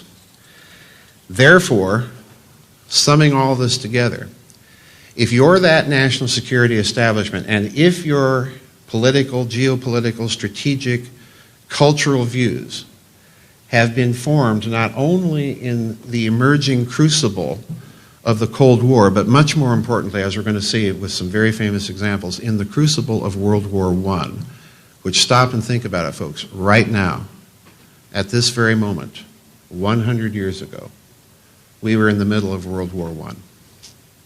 And many of the men that formulated these policies went through that and were part of the policy formation culture of the then existing national security establishment in the United States and the other Western allies. So, this brings me to the thesis. I've suggested in many interviews that there's a direct analogy between the post-World War I settlement, between the Allied and associated powers on the one hand, and the Central Powers on the other, and that ancient cosmic war that I believe to have been fought by the gods within our own solar system. But I've left my detailed reasons for thinking this largely unstated, so you're going to hear them here for the first time. So let me state them clearly and unequivocally by way of a history lesson and lots of artillery. About 100 years and a few months ago, this rather dour-looking man, Field Marshal August von Mackensen was his name, in the month of April of 1915, launched what was supposed to have been a limited offensive in Tarnów-Gorlice in Galicia to help relieve the Russian pressure on Germany's Austro-Hungarian allies. But what happened was that his offensive was so successful and so brutal that the Russian lines began to collapse, to the point that Germany decided to go on a front-wide offensive in 1915. It nearly led, in 1915, to the complete collapse and exit of Russia from the war. That's how close this came. So if you can imagine that 4-year-long slaughter that was World War I, shortened to 2 years, Russia taken out of the war, all of that massive military machine that Austria and Germany fielded, then sent westward to deal with the Western Allies. What made it possible was this man here. I told you we're going to talk about lots of artillery. What made it possible was this man here. This is Lieutenant Colonel Georg Bruchmiller. And we all know the stories. We've all seen the films. We've all read the history books of how on the Western Front the Allies and Germans just bombarded each other for weeks on end with artillery to create breakthroughs, supposedly, in the trench system, trench warfare system that held on the Western Front. This man changed the tactics completely on the Eastern Front. He believed in sudden, massive, coordinated artillery, infantry, cavalry movements with timetables. I won't go into the details, but by 1918, these tactics were then applied on the final German offensives in March of 19, beginning with the so-called Kaiserschlacht, the first offensive, German offensive in March of 1918, after the Russians surrendered to the Central Powers. On such a narrow front, this man concentrated over 6,000 tubes, 6,000 artillery tubes on a front of about 25 miles against the British lines. And in a 5-hour bombardment, hurled more ordnance on British lines than we dropped on Nazi Germany in all of World War II in 5 hours. And of course, the British were sent reeling, okay? The roar was so bad from that intense 5-hour bombardment, it could be heard 60 miles away in Paris. It could be heard, if you listened carefully, even in London. That's how bad it was. Now, why am I emphasizing all of this military pornography? It's because when we get to Versailles, something happens. And it's precisely these 6 points that indicate to me that there may have been a cosmic Versailles in place at the end of that cosmic war in distant mists of high antiquity. The 6 crucial points are these. Number 1, the family feud that was World War I was over. For consider, Kaiser Wilhelm II was the cousin of King George of the United Kingdom. He was the cousin via family relationships and marriage to Tsar Nicholas II. The second point is, watch this one, the second point is, Versailles, of course, you'll recall, stipulated massive war reparations. Germany had to pay massive war reparations to the Allies. And I want you to think of this in terms, borrowing the insights of Secretary Fitz, I want you to think of this in terms of a tithe or of the ancient practice of tribute to a conquering king. And so massive were the reparations on the Germans that what you're really doing is you're harvesting their national wealth and productivity of each and every last living individual German. So in a certain sense, it's even sacrifice. The third thing I want you to pay attention to is, what did the Allied and associated powers do? Well, first of all, they took an inventory. They've just suffered 4 years of war, and then in the final year of the war, these massive German offensives with numbers of artillery that boggle the mind, of all calibers, from the very small up to the very large. So the first thing the Allies do is they inventory the German war machine and stipulate in the disarmament clauses of the treaty that the German Reich would be prohibited from the manufacture of certain types of weapons. And if you stop and think about this, if you've read my book, The Cosmic War, I put in that book the entire epic of Ninurta, an ancient Mesopotamian text. And I did that for a very specific reason. Because when you read this text, it's hardly an epic. It's like reading the index of the Sears catalog. It's simply an inventory. And most interestingly, this is an epic about actions being taken after a war of the gods. And the inventory is an inventory of the weapons that were used to fight this war. And some of that technology was taken by the victors and used and applied in other contexts. Some of the technology was destroyed, and a very small category of that technology that could not be destroyed was hidden.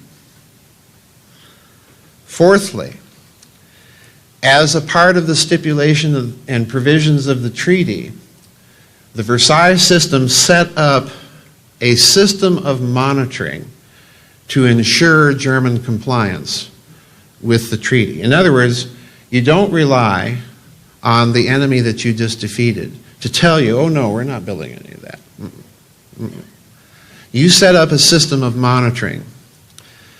And this has both a public and a secret aspect, because the French, of course, insisted in the treaty that they be able to send their attachés and representatives to all the German heavy industry plants and inspect them to make sure that the Germans weren't producing any heavy armaments that they had just had the bitter experience of facing. But this also means that they set up a system of spies, and I want you to file that one in the back of your mind, because that's going to be a very crucial point. The fifth thing they did was they set up a quarantine zone around Germany and insisted, and this is one of the quarantine zones, this is the Rhineland, and this is actually a German map that shows you this is what was demilitarized, entmilitarized. This is the demilitarized zone in the Rhineland. And that extended, as you can see, to a zone of about 30 kilometers on the east bank of the Rhine, with Allied bridgeheads around the cities of Cologne, Mainz, and so on.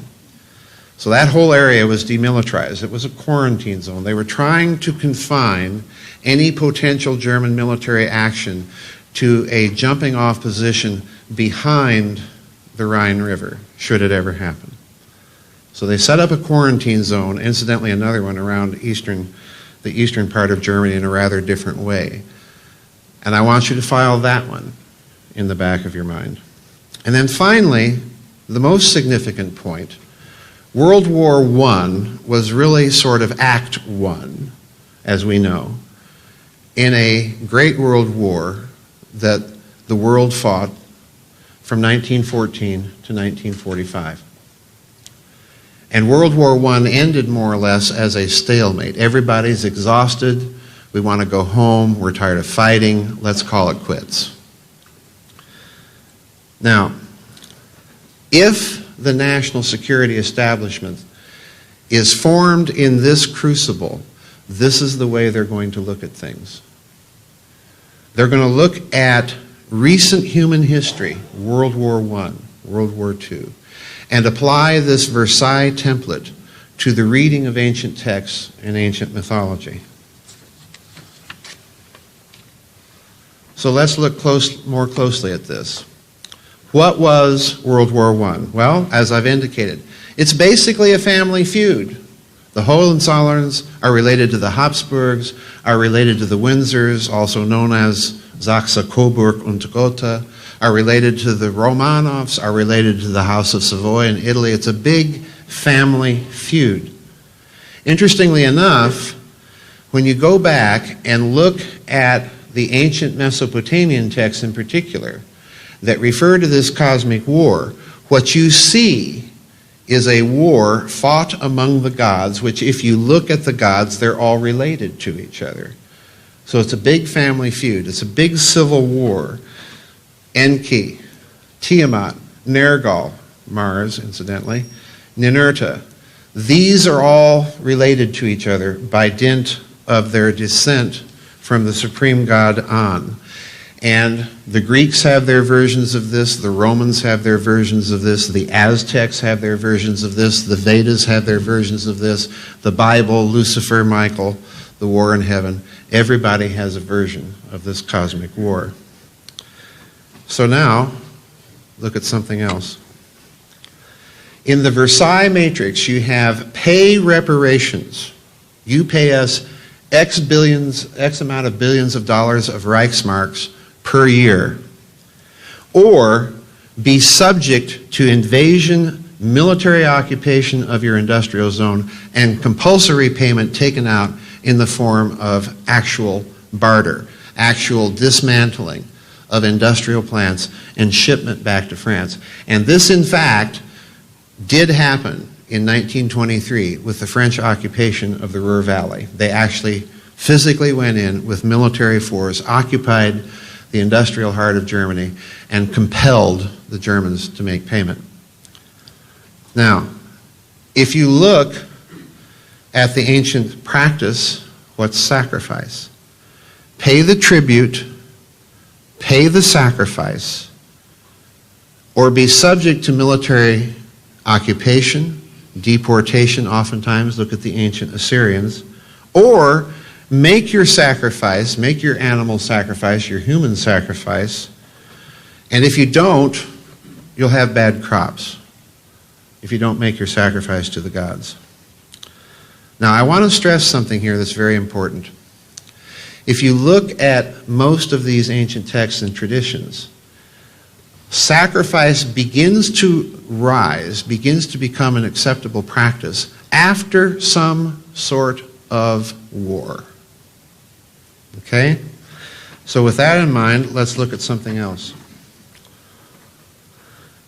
This little quotation is from the History and Mythology of the Aztecs, the Codex Chimalpopoca, and is translated, as you can see, from the Nahuatl by John Bierhorst, and I've cited this in my book, Grid of the Gods, on page 208. Listen carefully. The Toltecs were engaged in battle at a place called Netlalpan, and when they had taken captives, human sacrifice also got started. Indeed, every kind of human sacrifice got started then. It was the devil's enemy who started them. Huemek sacrificed a human streamer, now listen carefully, thus making payment, a reparation. So look what we have. In just the Aztec tradition alone, just as we have, incidentally, in the Western Christian tradition, the idea of a primordial war followed by the institution of a bloody sacrifice to maintain the broken order and stave off economic collapse or payment by payment of a debt. It's a tithe. It's a tribute. It's a way of symbolizing that you own the wealth and labor of an entire civilization because they are defeated in war. Now let's go one step further into the distant past and this idea of a cosmic war.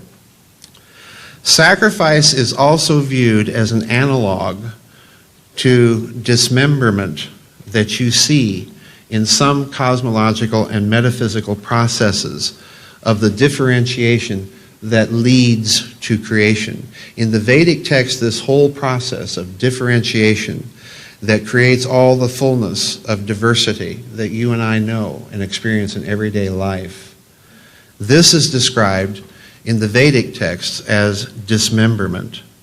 And so in some cultures, this idea of sacrifice expresses itself how? Linda Howe has done yeoman's work studying the phenomenon of cattle mutilations. And even in some cases, if I recall, Linda, you were talking on radio about human mutilation. And what is this for? Well, as I've suggested, and as Linda has suggested, this might be a component of the institution of some sort of reparations clause in some far distant cosmic treaty of Versailles. Okay?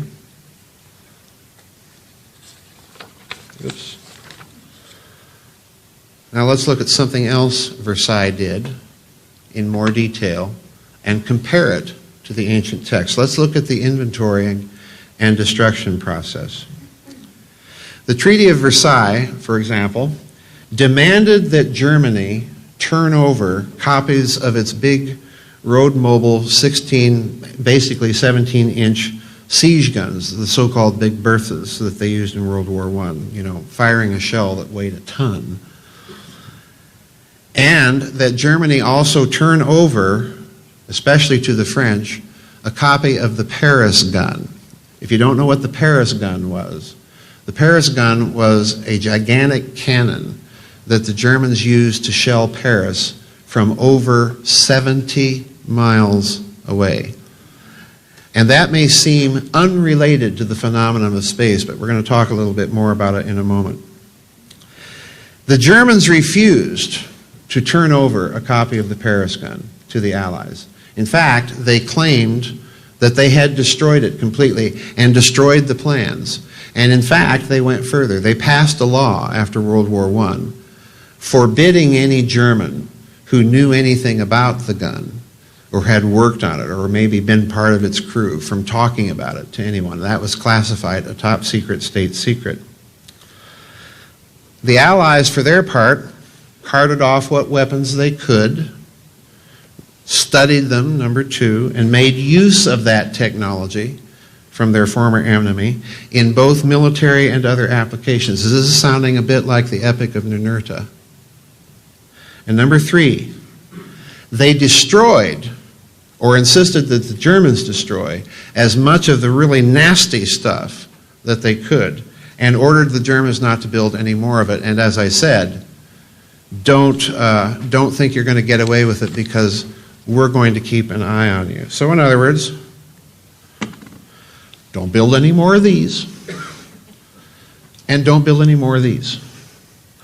This, incidentally, is the Paris gun. This is the 17-inch Big Bertha. You can kind of see the scale of the thing. But look down here at the little man standing next to the Paris gun with the barrel so long that it had to be wired so the barrel wouldn't droop when the thing fired. Now, why did I put that in there? Because the projectiles from that weapon were the first man-made objects in lower outer space. It shot up into the stratosphere, and that's how it was able to achieve the long range. So the German space program really begins in World War I, and as Walter Bosley is going to talk to you after my presentation, there are indicators even earlier than that there's something going on in the world of black projects concerning space technology. But, oh, looky, looky. In World War II, gee, all of a sudden, the Germans are trotting out this thing, which had an incredible range of 100 miles, and oh, looky, looky, gee, we may have found some of those old plans after all and maybe kind of updated them a bit. So, now, let's leave the Germans and go back to Mesopotamia and look closer at the Epic of Ninurta. Because this indicates that a similar, if not identical, pattern of the inventorying, the destruction, and then the secreting of technology is at work once again. Because in the Cosmic War, as I've indicated, I cite this at length. It's pages 222 to 227. The whole text is there. You can read it in all of its boring, detailed, blow-by-blow Sears catalog index glory. It's an inventory. It's a catalog. That's all it is. It's about that exciting to read. And there's three classes of technology. Well, there's the stones from the tablets of destiny. That's what the Epic of Ninurta is talking about. The war, the cosmic war, was fought for and over the possession of technology of mass destruction. There are stones in these tablets of destiny to be preserved and carried off by the victors for use and study in other applications. It says so right in the text. There are stones that are ordered to be smashed and pulverized. Don't build any more big cannon. Okay? And then finally, most importantly, there are stones that cannot be destroyed. There's some component of this ancient technology of mass destruction, whatever it was, that could not be destroyed. And so it had to be hidden. And listen carefully to how this is described. It's right up here on the slide. Ellel is the name of this stone. And in the text, the stones are addressed directly, like you're talking to them. Ellel, intelligently, you caused terror of me to descend on the mountains. And let me stop there. Because the word Akur in Akkadian, guess what? It can mean a mountain. And a mountain in these texts can symbolize a planet. And it's the same word that's their word for a pyramid. Okay? You caused the terror of me to descend on the mountains where discord had broken out. In the rebel lands you proclaimed my name among my people who had banded together. Nothing of your wholeness shall be diminished. It shall be difficult to reduce your mass to small pieces. You shall be greatly suited to the clash of weapons. You shall be set up on a pedestal in my courtyard. In other words, it's being kept out of public view. This is one of the gods keeping this for himself. So in other words, the implication is that the Ellel stone, whatever this may have been, was a kind of philosopher's stone, if you will, of ancient high weapons technology. It's a kind of ultimate weapon. And because it can't be destroyed, it's hidden. Now, let's go further. The Versailles Treaty stipulated that Allied and particularly French military attachés, as I've indicated, would have access at any time unannounced to all German heavy industry and armaments plants for the purposes of monitoring compliance with the treaty. Think about the implications of that. Because additionally, this meant that the Allies, and particularly the French, and you can't blame them, put into place and expanded all of their on-the-ground human intelligence inside the German Reich to ensure that the treaty provisions were being complied with. And incidentally, the other part of the story, as I've indicated most recently in my book, The Third Way, Germany developed the policy of using, listen carefully, using its big international corporations as proxies for the development of hidden arms technology in foreign countries, not even on German soil. Okay? So there has to be a system in place to ensure treaty compliance.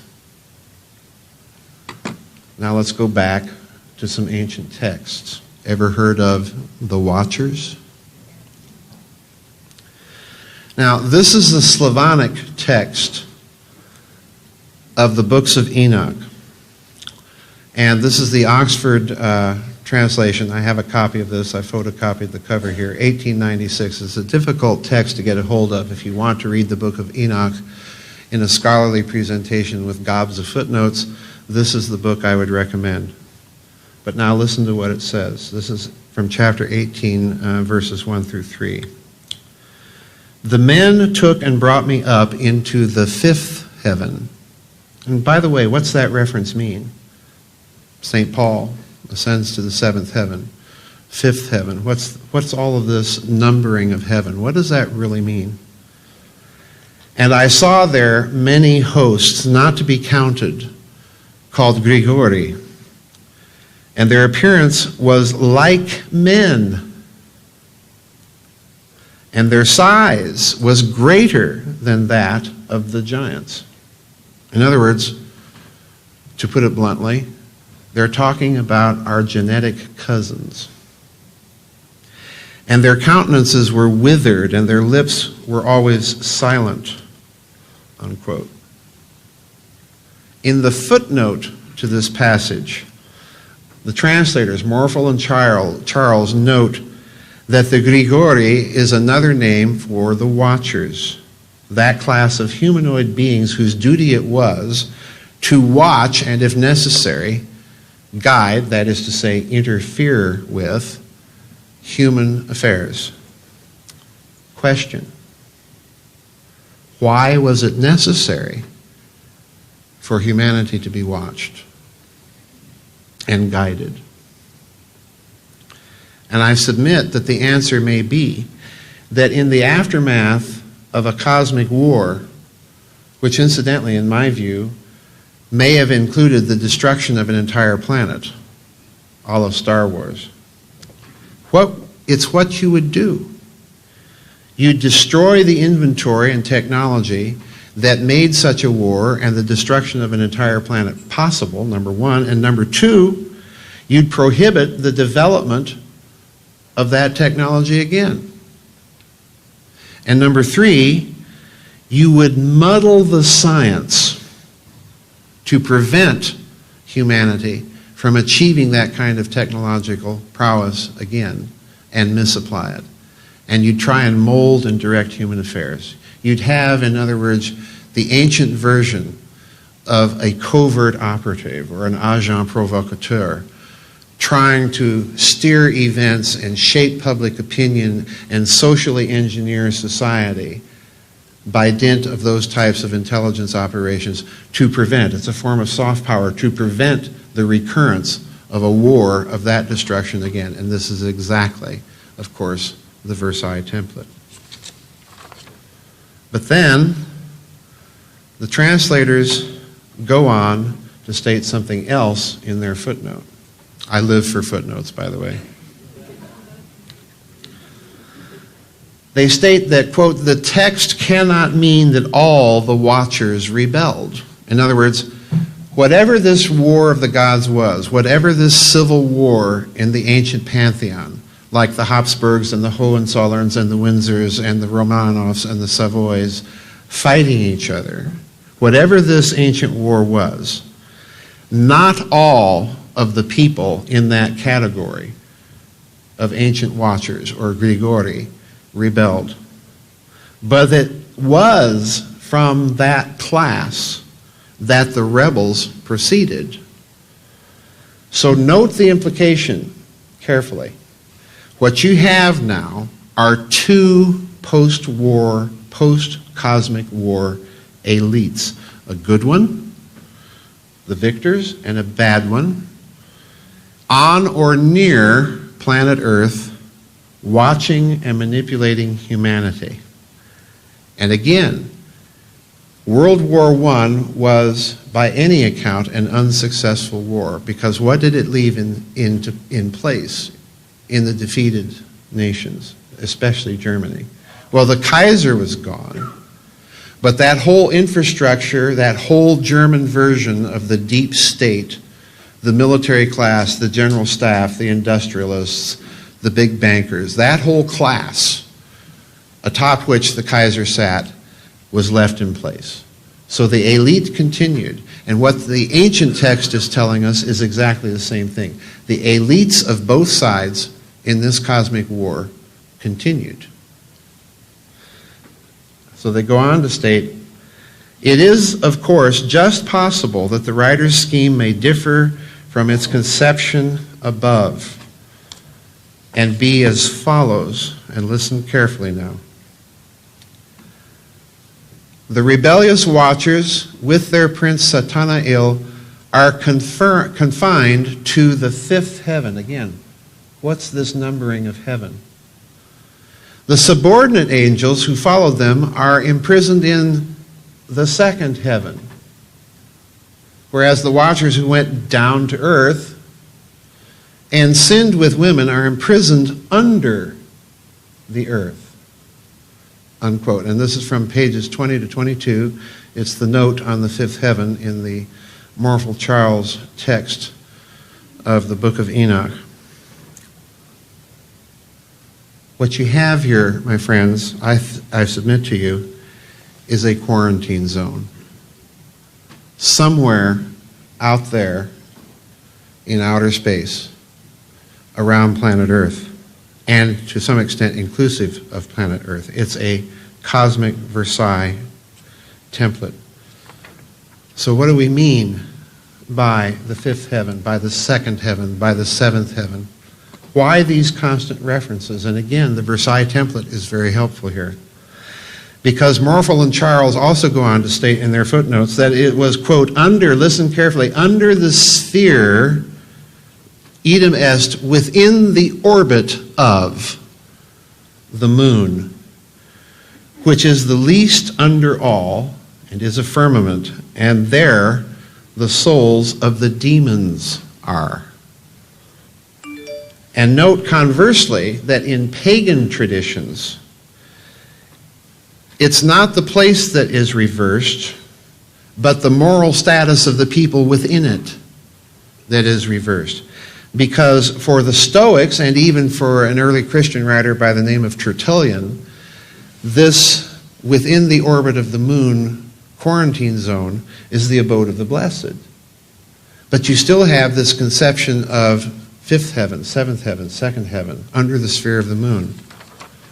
So I want to peel the layers back and show you what's going on. Number one, we have a clear reference to a quarantine zone, which is defined by, secondly, a clearly defined astronomical and hence identifiable boundary, a natural boundary, defined by the orbits of the planets.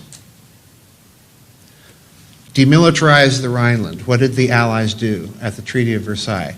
They picked a clearly recognizable and more or less permanent geological feature on the topography of Western Europe and said 50 miles beyond the east bank of this river must be completely demilitarized. That's the quarantine zone.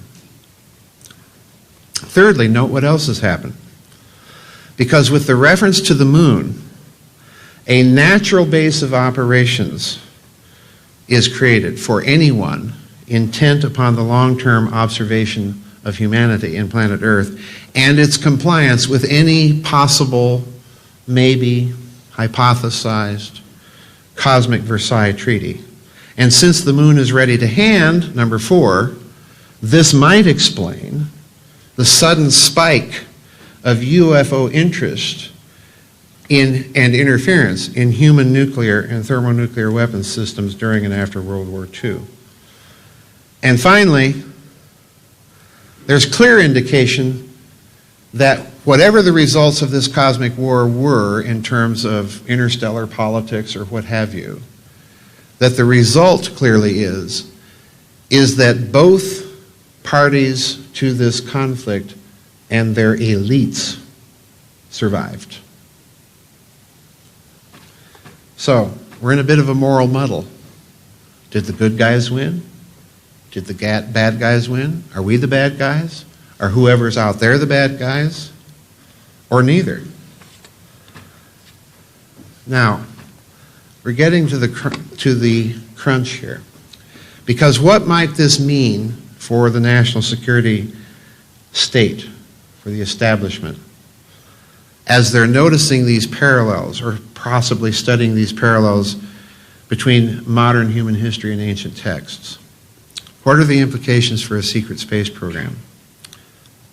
Well, number one, since we have some indications in some texts of a quarantine zone somewhere here in this solar system, in some versions of this quarantine zone, it's at the orbit of the moon. In some versions of the quarantine zone, it's at the outermost orbit of the then known planets, which would have been Saturn. Okay? There's a quarantine zone. This may indicate that human presence in or beyond that zone could be interpreted as an act of war or a violation of the stipulations of some lost cosmic Versailles. And this is my real point, folks. It's because of that one point alone that those in charge of the national security establishment are going to be going back and looking at these texts in the post-World War II world. And as we're going to see in a few slides, you'll recognize some of these men and recognize their role in World War I. And now, this brings us to the other idea. Fragments of that treaty and its provisions seem to be appearing in ancient texts. So as a safeguard to this idea, it'll be necessary to ensure that human presence in outer space is not misinterpreted. And I suspect that this may be the real reason that when we sent lunar probes, first to the moon and then further out, sent probes out to the other planets, we made really darn sure that we put little placards and official notices on these things. Hey, we're coming in peace for all mankind. Who's the message addressed to?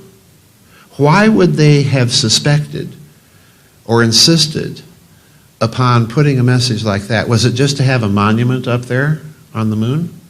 Or was there another reason operative in placing these little notices on those early space probes? And what I'm suggesting is, of course, there was another reason for it. Then secondly,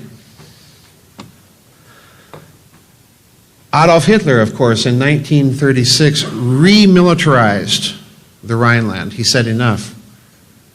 In other words, what he did when he marched those German troops across the bridges there at Cologne, Germany, was he served notice then and there that Germany was unilaterally withdrawing from the provisions of the treaty.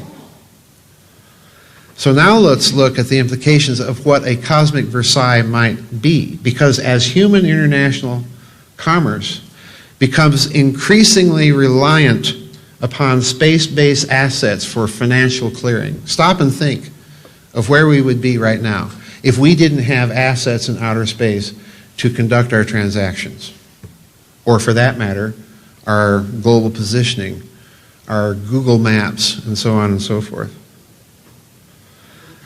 We're talking right now about increased space mining, mining of asteroids, mining the moon, mining Mars. This means, like it or not, folks, like it or not, that you have to have protection of those assets in order to conduct stable commerce. This means, like it or not, the militarization of space is coming. The real problem is that quarantine zone. Are we in a cosmic Versailles? This means that we will have to demonstrate, as I indicated last year, by some means, I call it kind of a space gunboat diplomacy, by humanity, to whomever, that humanity has acquired a rudimentary capability of engineering systems on a planetary and stellar scale,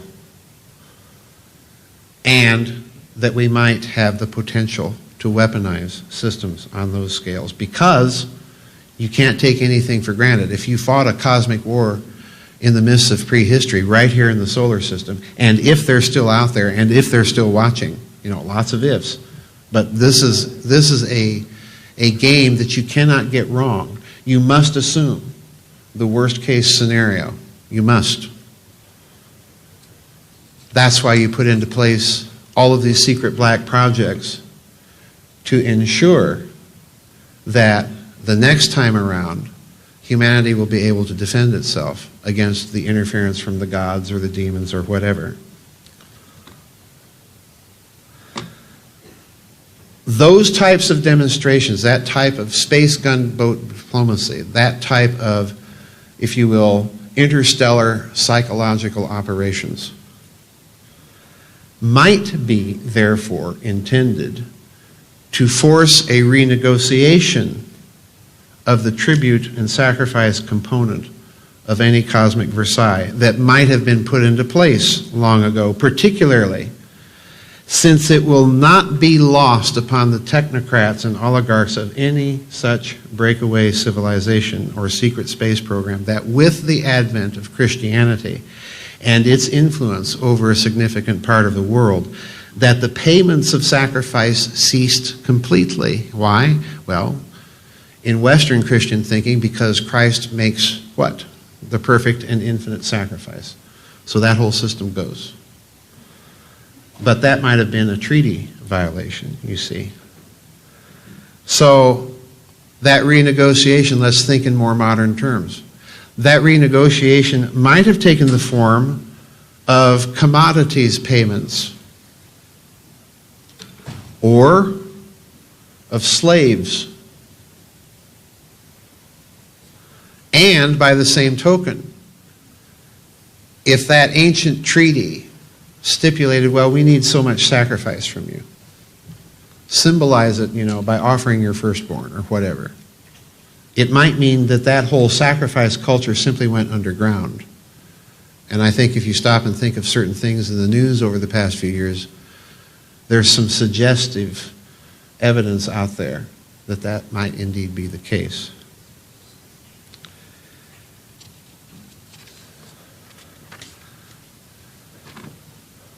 Finally, if you're dealing with a cosmic Versailles situation,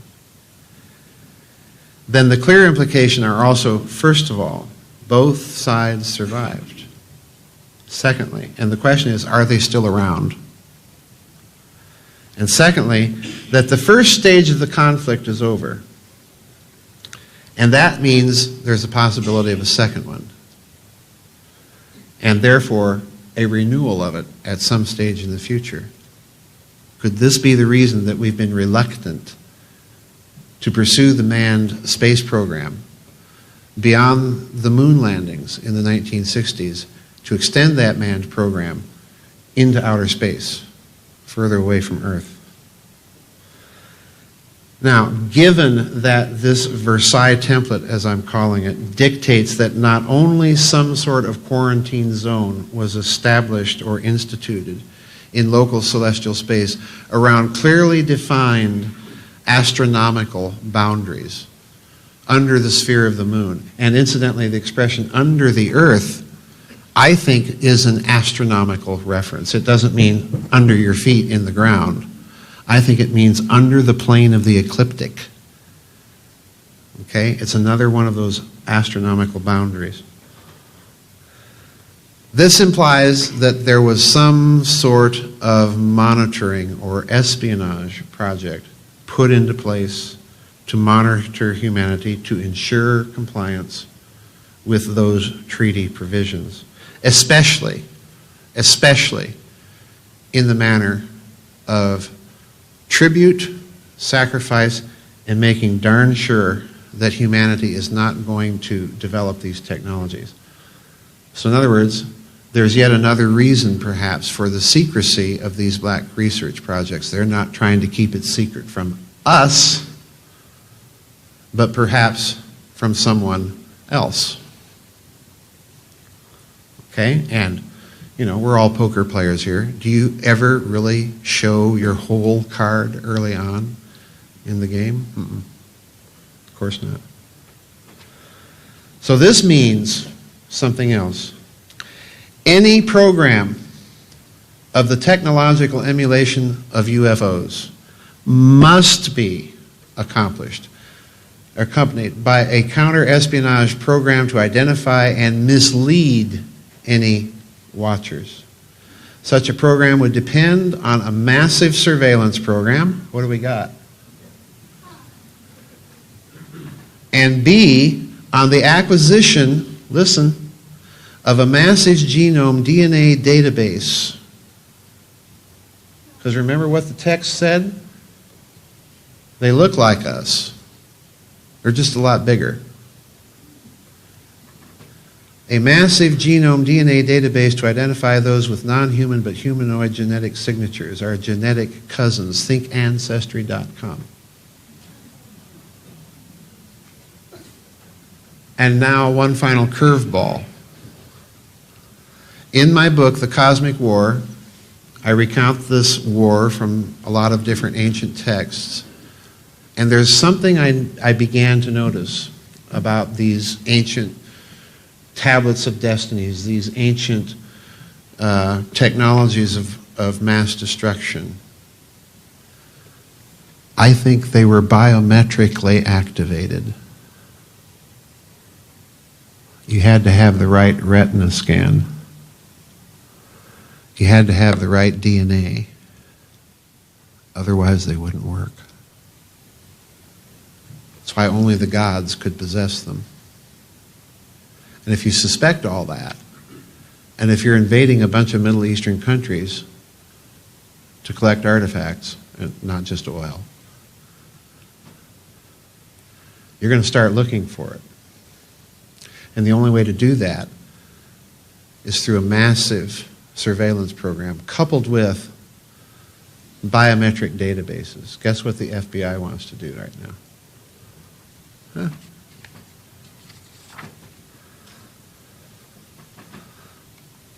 Fifthly, since the ancient texts, particularly the Mesopotamian and Greek traditions, indicate that a cosmic war occurred in our own celestial neighborhood. What's Kronos in the Saturn? So in other words, the whole Greek mythology of the Gigantomachy, the war with the Titans, this is all interplanetary right here in local celestial space, if you interpret the text in that fashion. And you have a bunch of other characters, one of the most famous being, and you're probably going to hear about this character from Dr. Brandenburg, Nergal, otherwise known as, that's his Mesopotamian name. Akkadian name is Heracles, Hercules, Ares, Mars. Okay?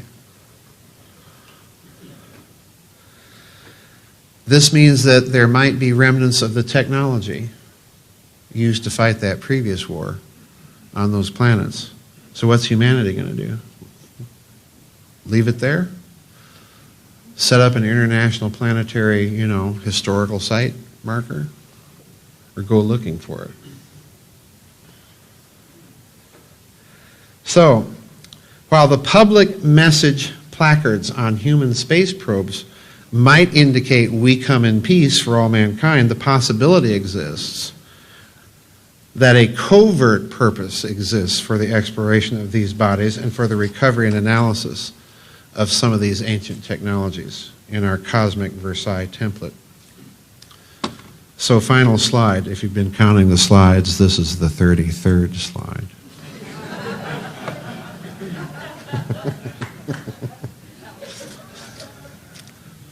Now, I believe, definitely, that it's evident from the behavior of the technocrats running this show, supposedly, and who are concerned with monitoring space and particularly UFO affairs, from the concern to secure human thermonuclear weapons systems against any outside interference, human or otherwise, and any space systems against UFO interference, to the indicators of the developments of hidden technologies and energy systems. You'll hear, I hope, from Dr. LaViolette. If you don't know his books, folks, Secrets of Anti-Gravity Propulsion is, as far as I'm concerned, the textbook on the thinking and the technologies that are out there in the public record.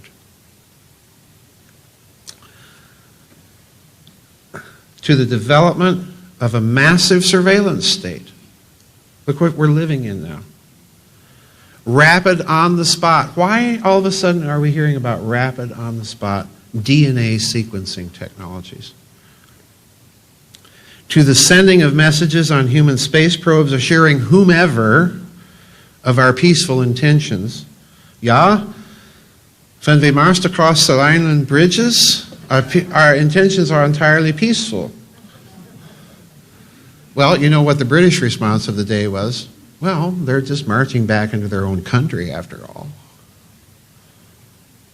It becomes clear, in my opinion, that these patterns and these policies corroborate the possible existence of this Versailles model as a template for for policymakers of the breakaway civilization and the National Security Group. And this template has indeed informed the behavior and influenced the policy-making culture of that group, especially as regards to the existence of a covert space exploration and rearmament program. After all, what did Germany do between the wars long before Hitler ever took power? German rearmament, my friends, was underway as early as 1923. Why? Simple. Germany is one of the great powers of Europe, in the center of Europe. To demand and insist that it completely be defenseless against any potential enemy simply wasn't going to fly. The Germans had to. So they had to make peace with the other pariah nation of the era, the Soviet Union. So who did they build the industrial plants for? Joseph Stalin. Where did their military officers train with the weapons that they were prohibited under the Treaty of Versailles?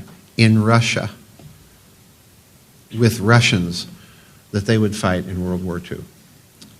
I've always thought it very ironic. Marshal Tukhachevsky, famous Soviet marshal liquidated by Stalin, was a personal friend of the German Colonel General Heinz Guderian. And these were the officers that squared off in 1941. So in other words, the infrastructure of rearmament was carried out by proxy nations, out of German soil completely. And I think that's what these men that put into place this system did. And that's why it's being kept so secret. And indeed, it may not even be produced here on Earth. It may be being produced right under our feet. So that's it. Thank you.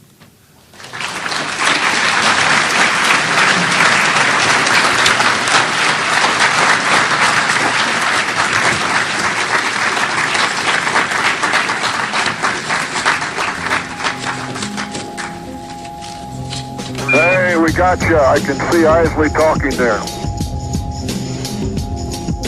Don, turn your head to the right. There you go.